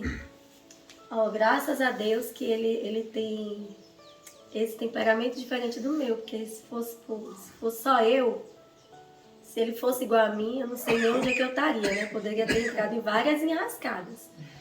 Então ele pensa, eu sou muito... Tem que ter um que acelere e outro que freia. Pois é, graças a Deus ele freia. E então ele ficou receoso por não conhecer, ele é muito preocupado, né? Como é que vai? Para um lugar que nem se paga, quanto é que custa? Não custa nada. Mas como é que você vai para um lugar que não acredito que não custa nada, que está muito estranho? E aí eu insisti uns 2 dias para ele vir. Aí eu falei assim, ó, eu sei que essa guerra vai ser com oração. E aí eu fiquei orando por meses, eu orava de madrugada e jejuava. E aí teve um dia a gente tomando café da manhã sem eu falar nada, eu só orava. Aí ele falou assim, cadê o contato daquele senhor? Aí eu já sabia quem era, porque eu peço para o Senhor e continuo pedindo insistentemente até o Senhor me dar aquilo que eu desejo, conforme a palavra dele, né? Quando ele perguntou, aí eu saí correndo, peguei o celular, mandei o contato. E aí agendou. Isso foi em setembro, agendou para dezembro. Ele ficou feliz da vida, porque ia ter uns meses achando que ia me enrolar e não vinha. E eu fiquei arrasada. Aí eu pensei, vai ter tempo para eu orar. Foi isso. Foi desse jeito. Aí você quer os outros? Eu vou perguntar agora para ele. Tá. Como é que era a sua vida, irmão, antes naquela época lá, desse pedido dela? Como é que você era adventista? Como é que era a sua relação com Deus?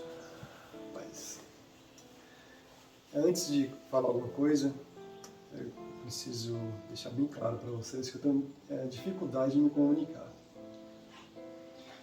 E muitas vezes eu sigo para um lado, depois não termino e já continuo outro. Então, se tiver alguma outra pergunta, por gentileza, se tiver alguma dúvida. E às vezes eu falo as coisas de forma muito direta, as pessoas pensam que eu estou agredindo ela. Mas eu não estou agredindo. Eu sei o que é isso. Eu sei o que é isso. Da última vez que eu falei na igreja, acho que foi a última vez mesmo, enfim. A minha esposa disse que as pessoas poderiam pensar que eu estava pregando heresia em púlpito. E isso me assustou. Então eu tenho essa dificuldade. Acho que é porque eu já joguei muito minha vida. Não sei, não está falando de jogo aqui. Mas como foi a transição? Como é que estava a sua vida em relação à igreja naquele momento? Eu sou adventista de berço. Eu gosto assim de perguntas e eu respondo. Eu sou adventista de berço e minha mãe criou, claro, da melhor forma possível, dentro do conhecimento dela, entendimento dela. Eu fui criado como eu creio que a maioria dos adventistas são, para ter sucesso acadêmico e prosperidade financeira. Olha assim. E vivi em função disso. E coloquei um negócio para mim, foi crescendo, foi dando certo, fui aplicando, trabalhando demais, mas a vida, acho que todos aqui, vocês todos são da cidade, eu acho que vocês conhecem, né? Sai de manhã bem cedinho, chega em casa à noite, não tem tempo para nada. Minha esposa, por diversas vezes, me buscava. A última casa que a gente morou tinha 2 pavimentos. Por diversas vezes eu chegava em casa exausto e deitava no sofá e acabou. E naquele tempo eu não me considerava mais adventista, porque eu não sei, algumas pessoas dizem que eu sou sincero. Mas eu sempre gostei de... Na verdade, eu não gostava de ler a Bíblia, mas aos 18 anos, mais ou menos, acho que 18 anos, sim, eu vi uma pregação, um sermão na igreja. Eu nunca me esqueci daquilo. Você falou, se você se diz que é adventista e nunca leu a Bíblia do início ao fim, você não é adventista. E aquilo me tocou e aí eu orei para Deus. E fui bem sincero com ele, Senhor, eu creio que você existe, mas não tenho vontade nenhuma de ler a palavra de Deus. Não tenho vontade. Então, eu não consigo, então por favor, coloca essa vontade em mim. E aí no dia seguinte, no domingo, eu não me lembro, não esqueço desse dia. Eu coloquei a Bíblia na cabeceira no meu criado mudo. Eu acordei com vontade de devorar a Bíblia. A partir daquele dia eu sempre li. Mas as coisas que eu lia na Bíblia, quando eu entrava na igreja, eu não via aquilo. Eu via coisas bem diferentes. Principalmente totalmente a comportamentos. De tanto, enfim. E achava estranho, sabe? E aí eu estava no estádio já, trabalhando, eu estava com loja. Até hoje fabrico móveis, pela graça de Deus, que é a forma que não tem ainda. Lá em Salvador, à distância.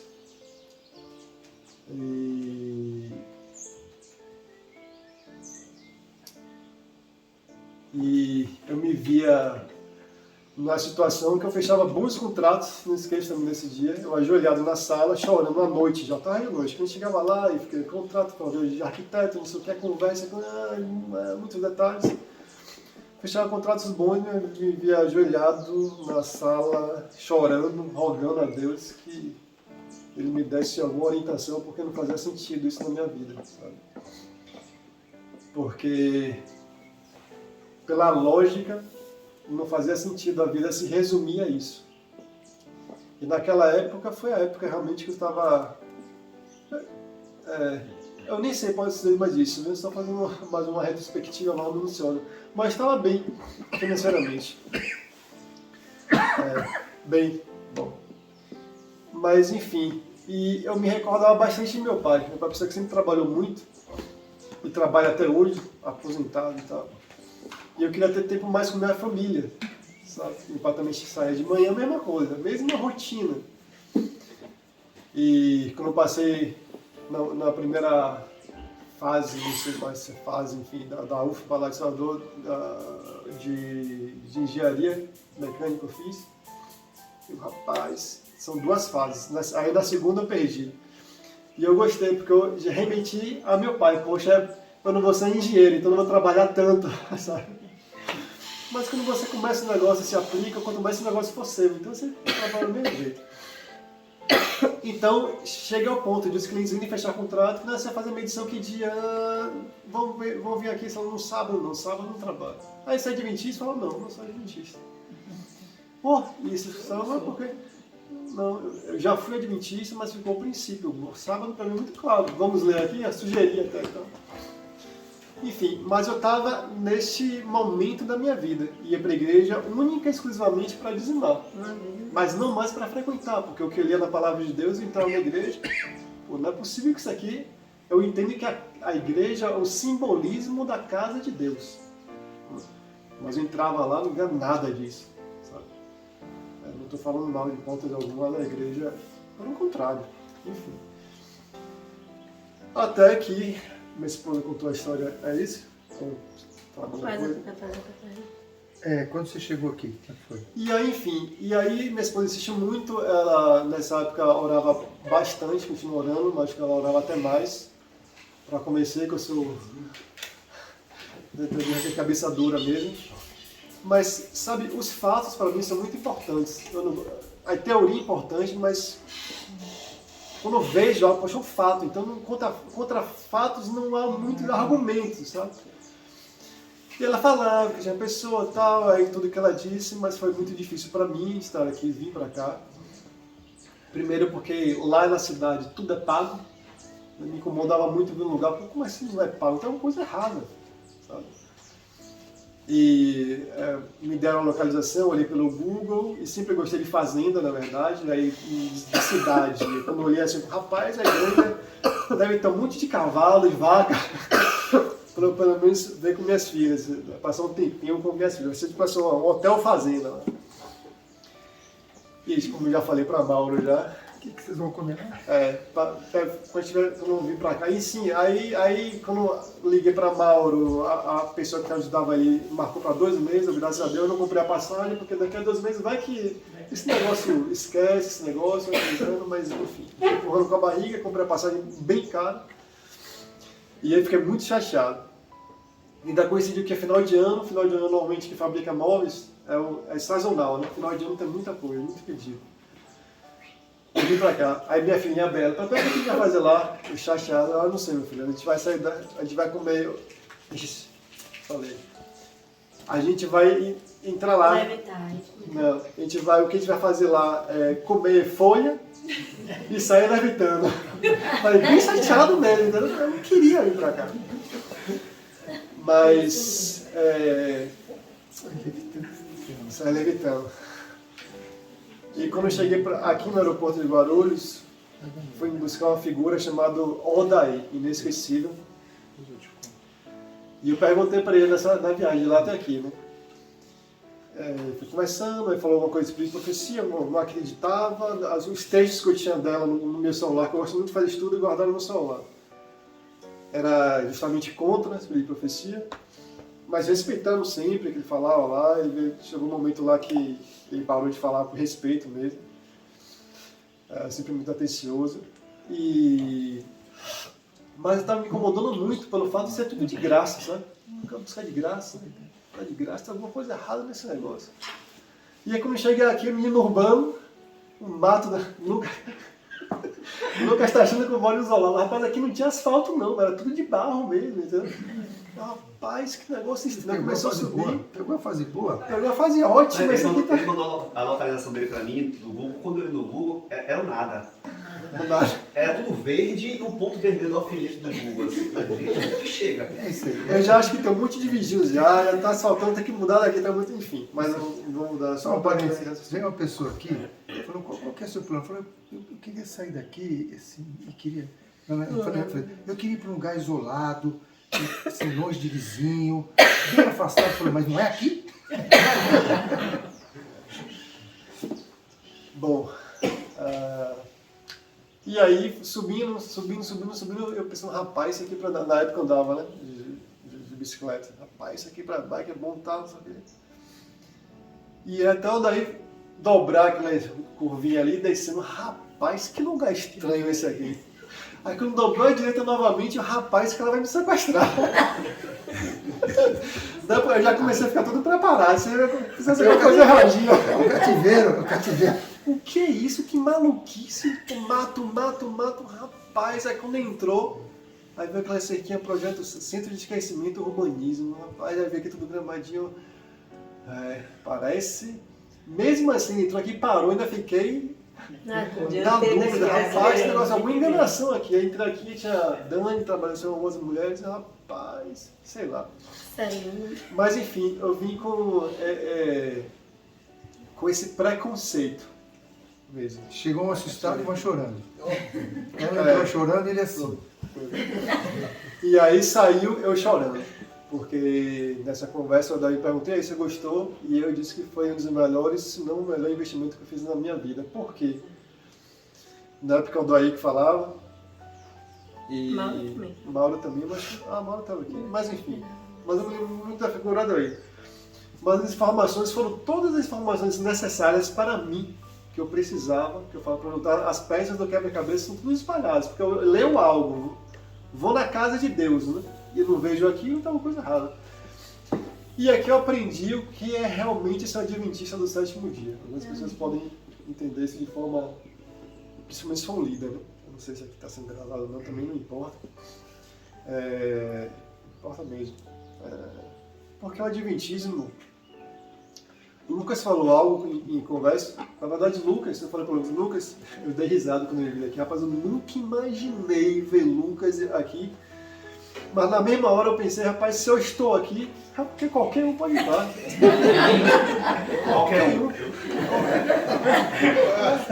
Mas o Lucas falou, eu estou até melhor nesses 4 anos, eu acho que eu estou até melhor de linha de raciocínio. Eu queria falar isso aqui. Lucas falou comigo no telefone, falamos até muito pouco. Mas ele falou algo para mim que foi realmente o que eu aprendi aqui. E, poxa, por que nós somos adventistas? O espírito de profecia é a identidade dos adventistas. Você falou isso para mim, não sei se você se recorda. Então, nós somos adventistas porque a nossa identidade, né, é o Espírito de Profecia. Nós cremos que os escritos delas foram inspirados por Deus. E aqui eu aprendi isso. Então, as dúvidas foram elucidadas porque, rapidinho, na Palavra de Deus existem textos que são difíceis de compreensão. O Espírito de Profecia elucida isso de uma forma muito clara. Entendeu? Só um parênteses, não conversei nada com ele sobre o que conversamos ontem aqui. Absolutamente nada, tá? Pode continuar. Mas enfim, aí eu aprendi aqui e o Odaí começou, acho que foi o dia todo falando, mas eu me recordo que, acho que foi até meu, eu não me lembro, até meu, não importa a moral. O que ele falou para mim foi mais do que suficiente, foi o sábado todo, foi. Aí no domingo ele continuou falando novamente. Eu mesmo me resolvendo, sabe, as minhas dúvidas, e falei, rapaz, agora faz sentido, sabe? Agora as coisas fazem sentido. E ele calado, o final de semana inteiro. No domingo, no culto do pôr do sol, que aí ele foi perguntar, que ele falou. E o Odaí perguntar pra mim, seu esposo tá gostando? Eu falei, olha, não sei, deixa ele digerindo. Pronto, e aí nós voltamos, e aí eu botei, a ida pro campo não quer dizer assim, que você não caracteriza, não garante a sua salvação. A ida pro campo é uma ferramenta de você moldar o seu caráter, que é muito difícil. Eu tive um amigo que veio aqui me visitar e hoje eu vejo que foi por carinho mesmo, ele andava muito comigo de bike, enfim. E ele é adventista, e ele me fez a pergunta, mas por que você veio logo pra cá e tal? Eu falei, fulano, rapaz, eu sou tão ruim, mas tão ruim, que Deus teve que me trazer pra cá para ver se ainda existe uma chance de eu conseguir mudar, não pelos meus méritos, entendeu? Porque eu me conheço, que se eu estiver na cidade é impossível. Não tem como, eu entro no ritmo, sabe? Eu não sei se foi porque eu fui... Eu não sei, sabe? Então, estando aqui, eu creio que é o único caminho de eu fazer parte de um povo escolhido. Isso para mim ainda está muito longe, sabe? A cada dia para mim acho que vai ficando mais difícil, então é a questão espiritual mesmo, porque aí talvez isso seja outro assunto. Mas, enfim, eu estou aqui já tem 4 anos e meio. Amém. 4 anos e meio. Já passei por... Seu pai e sua mãe não queriam que você viesse? Não, meu pai, mas eu entendo. Meu pai e minha mãe, a conversa que eu tive, eu fui deixando... Eu tive...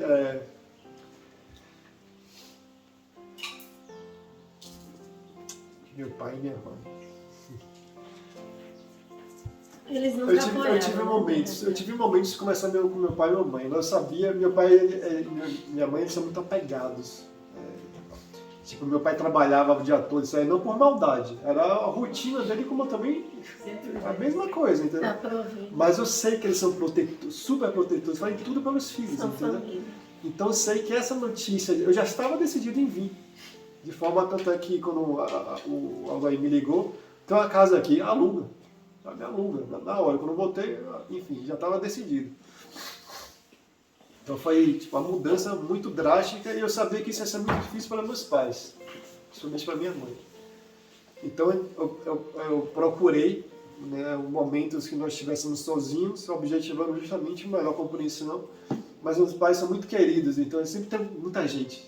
Sábado é gente que vai na casa dele, da igreja, isso que ele convida, eles são muito assim receptivos e tal. Então a casa está sempre cheia. E aí quando não foi, eu tentei, enfim, quando dei a notícia já foi tipo, não sei, tipo um mês antes, bem próximo. Foi mesmo, acho que uns 15 dias. Menos, né? Então foi muito impactante para minha mãe. E minha mãe ficou com uma raiva muito grande de tudo, sabe? Ela achou que maluquice e tal. E hoje eu entendo. Meu irmão também, uma vez nós estávamos na mesa. É mais por carinho mesmo, é algo muito diferente, né? Foge muito da... E agora, eles? Bom, agora meu pai sempre respeitou, a minha mãe Isso aí eu acho que eu tenho que dizer, né? Não ficar dizendo.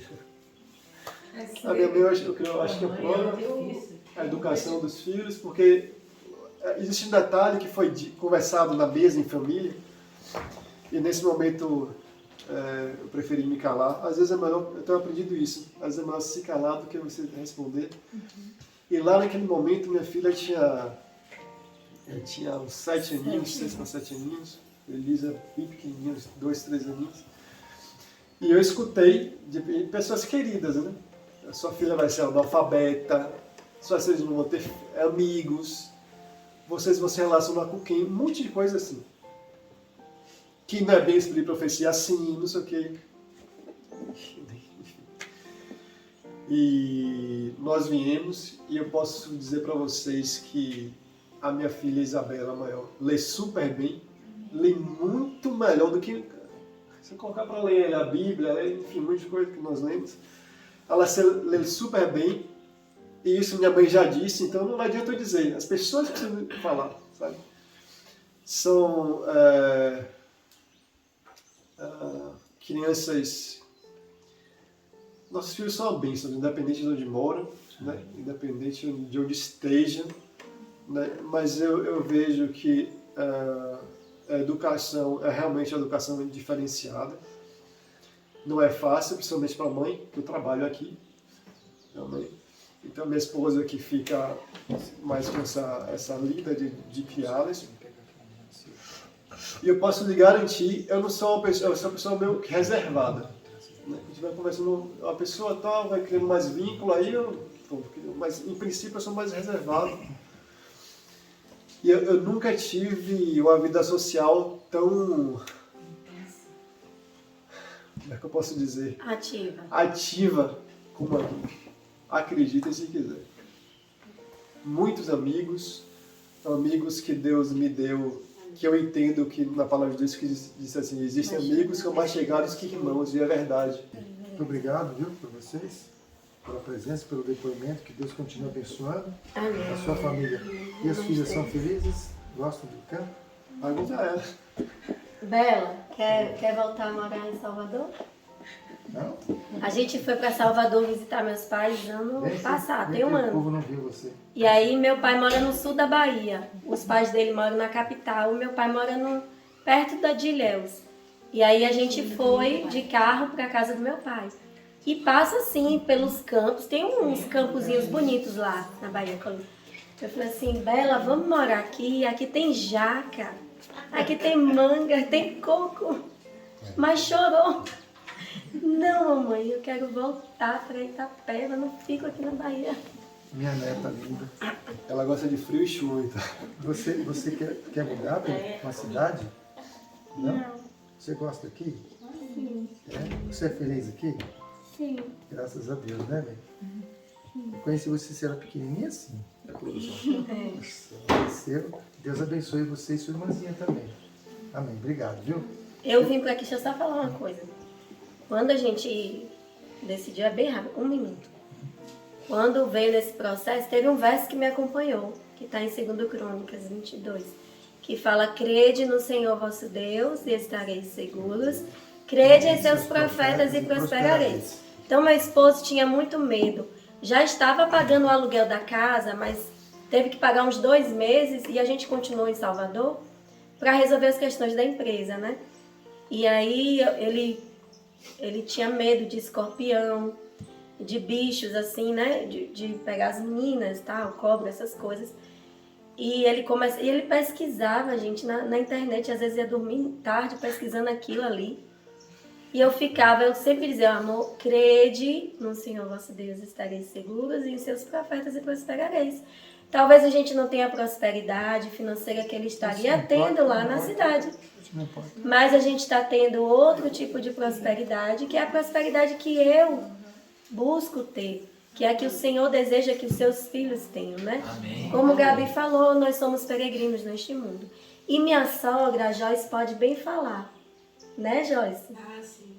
Recentemente eu postando algumas fotos no Instagram. Algumas coisas que eu posto, né, de Benjamin comigo, parquinhos brincando, aí eu posto alguns textos de profecia.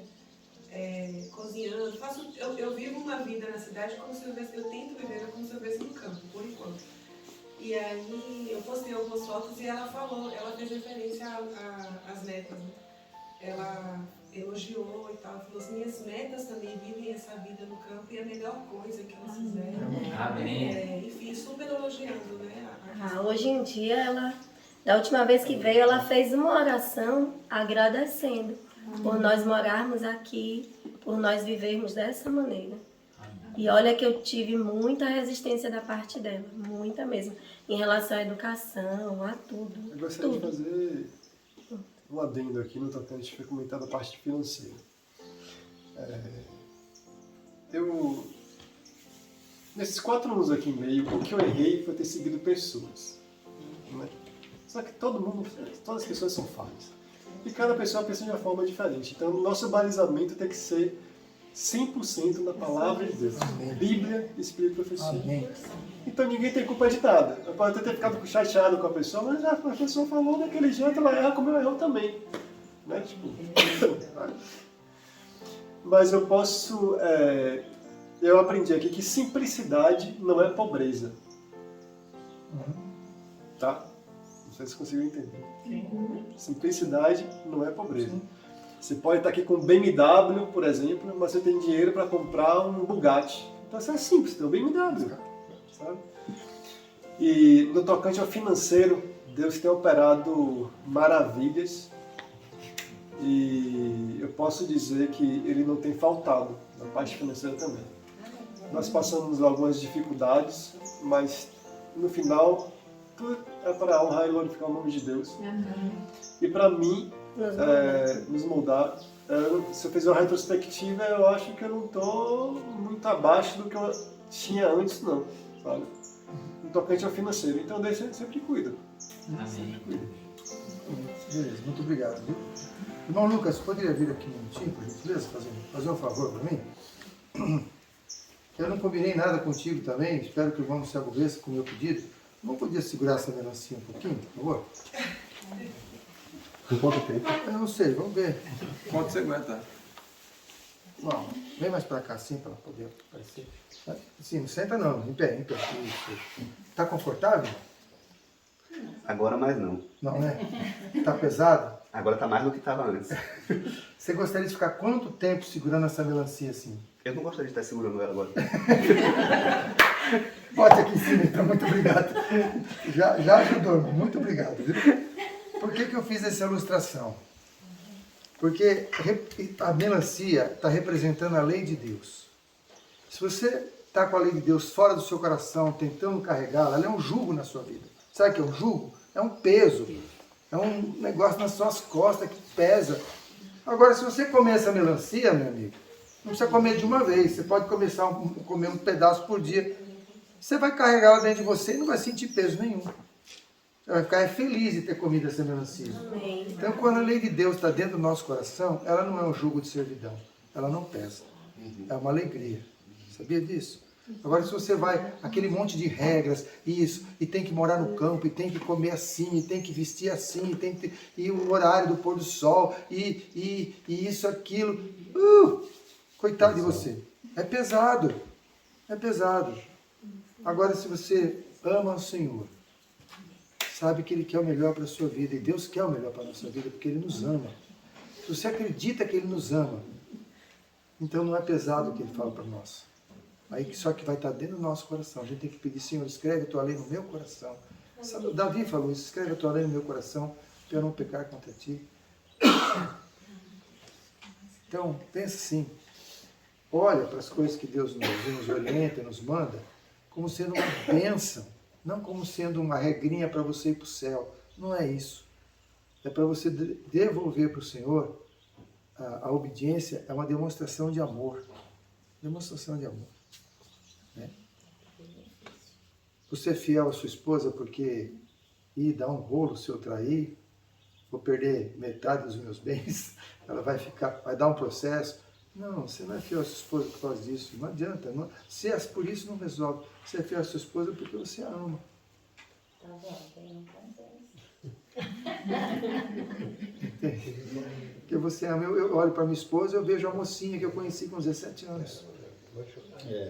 É a mesma linda na minha vida. Entende?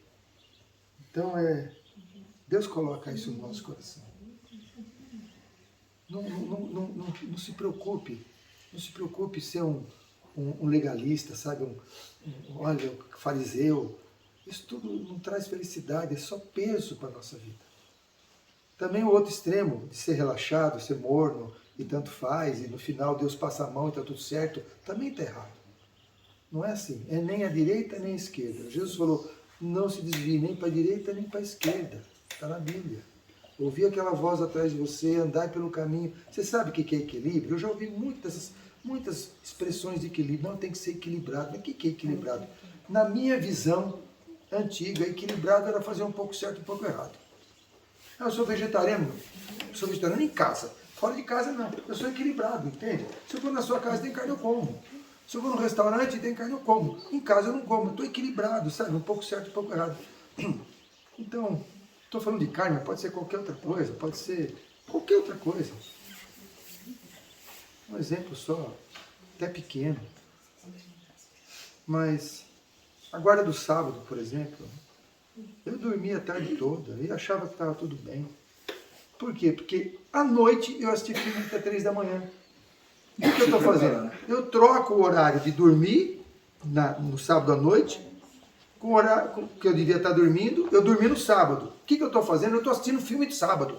Porque o horário que eu devia estar acordado, eu estou dormindo para poder não ter sono à noite para assistir filme. Então isso é legalismo. Eu não fiz nada no sábado. Não adiantou? Legalismo. Entende? Se a lei está escrita no coração, é diferente. Senhor, hoje é um dia especial, eu quero me relacionar mais contigo, livre dos cuidados da vida. Não tem que consertar compressor, não tem que ver vazamento no cano. Não é lícito fazer o bem ao sábado? Fico tão feliz. Se alguém cair no lago, a gente tira, tá? Fica tranquilo, não se preocupe. Se alguém cair no buraco, a gente cuida. Vamos achar um bem magrinho para jogar. Mas eu não vou consertar o carro hoje, entende? E isso vai ser, não é porque não pode, é porque eu quero aproveitar o dia de hoje para estar mais em comunhão com Deus. Então eu vou ler a Bíblia, não é porque eu tenho que ler, porque se eu não ler eu vou para o inferno, não é isso. Eu quero ler porque é o Senhor falando comigo, e eu quero ouvir o que Ele está falando comigo. Eu vou ler o Espírito de Profecia, até vou contar uma historinha para você, não sei se eu já contei. Se eu contei, desculpa. Velho às vezes fica assim, conta às vezes. Para mim não. Não?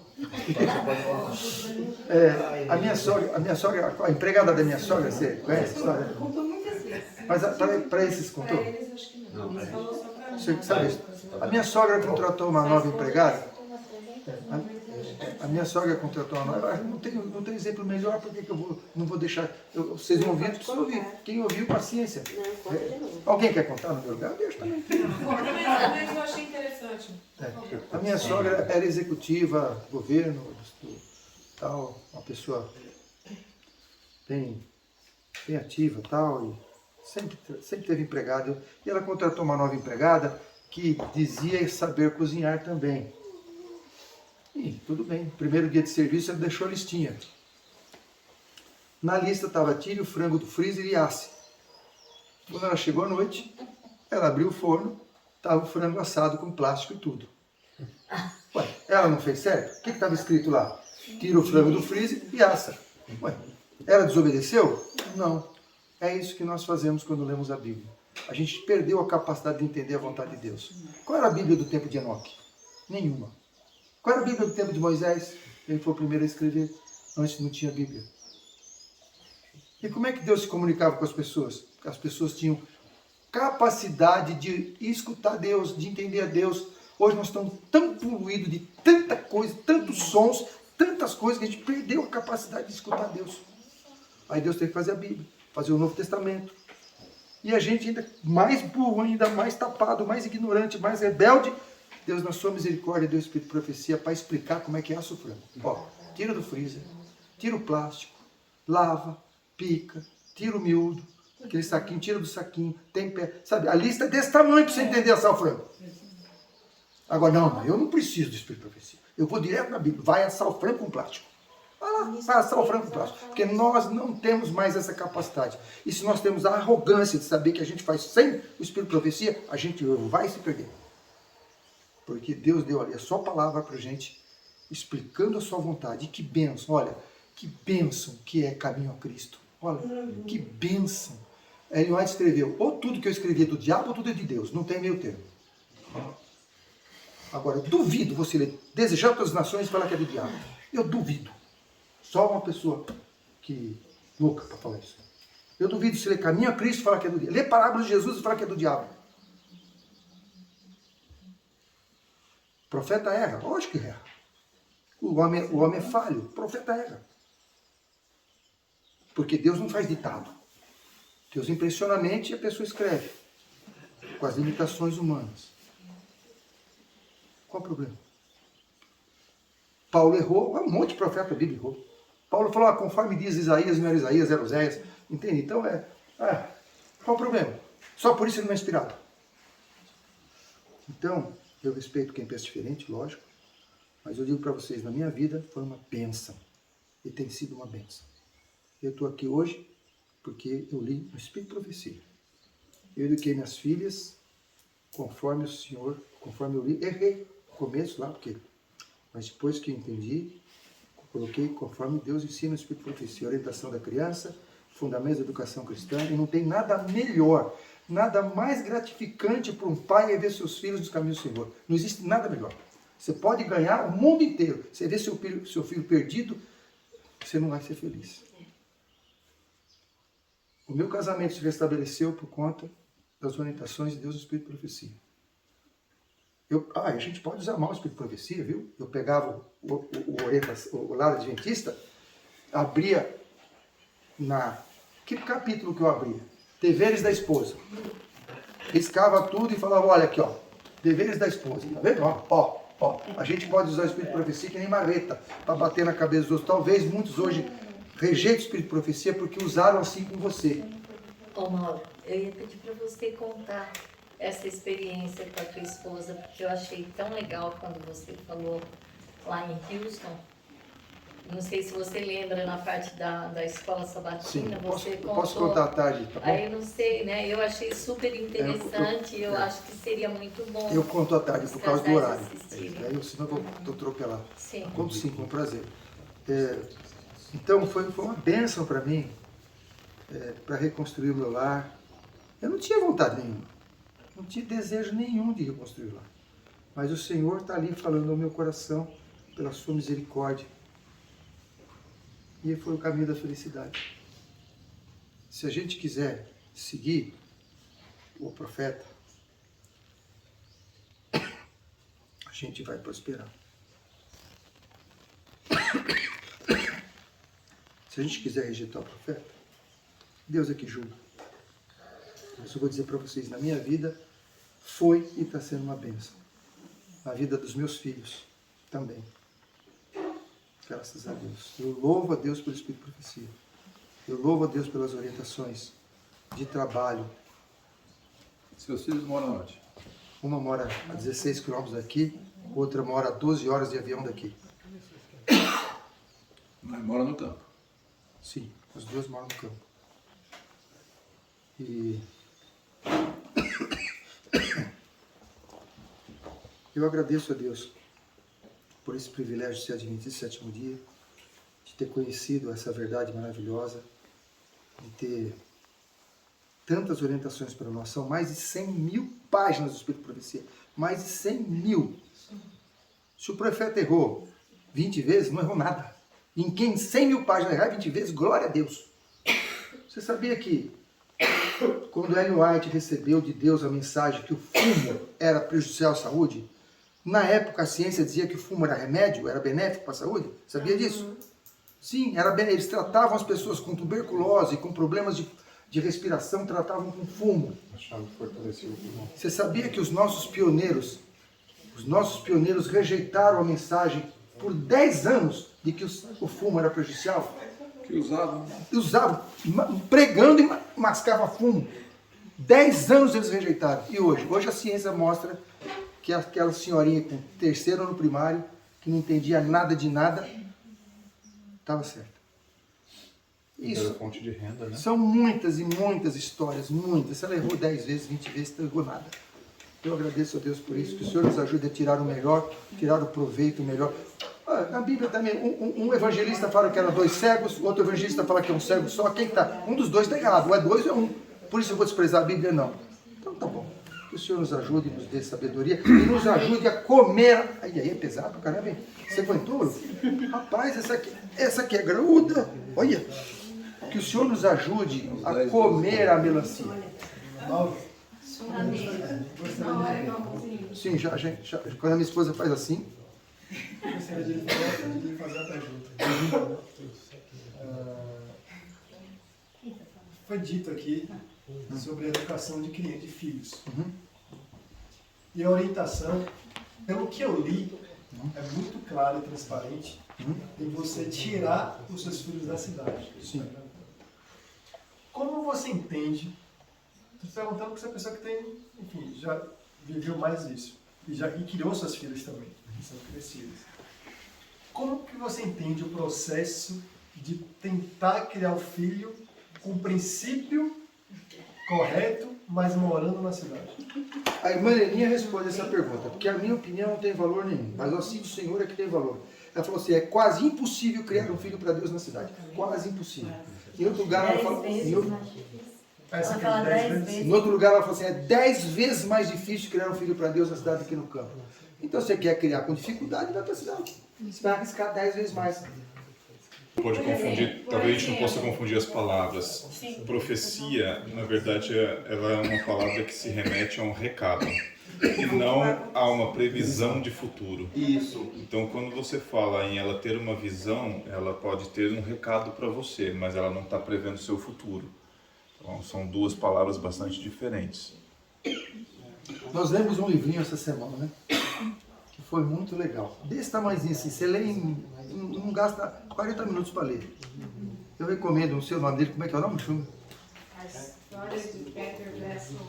A História de Peter Vessel. Tá aí, eu posso emprestar para quem quiser ler. Ó, é uma sentada você lê.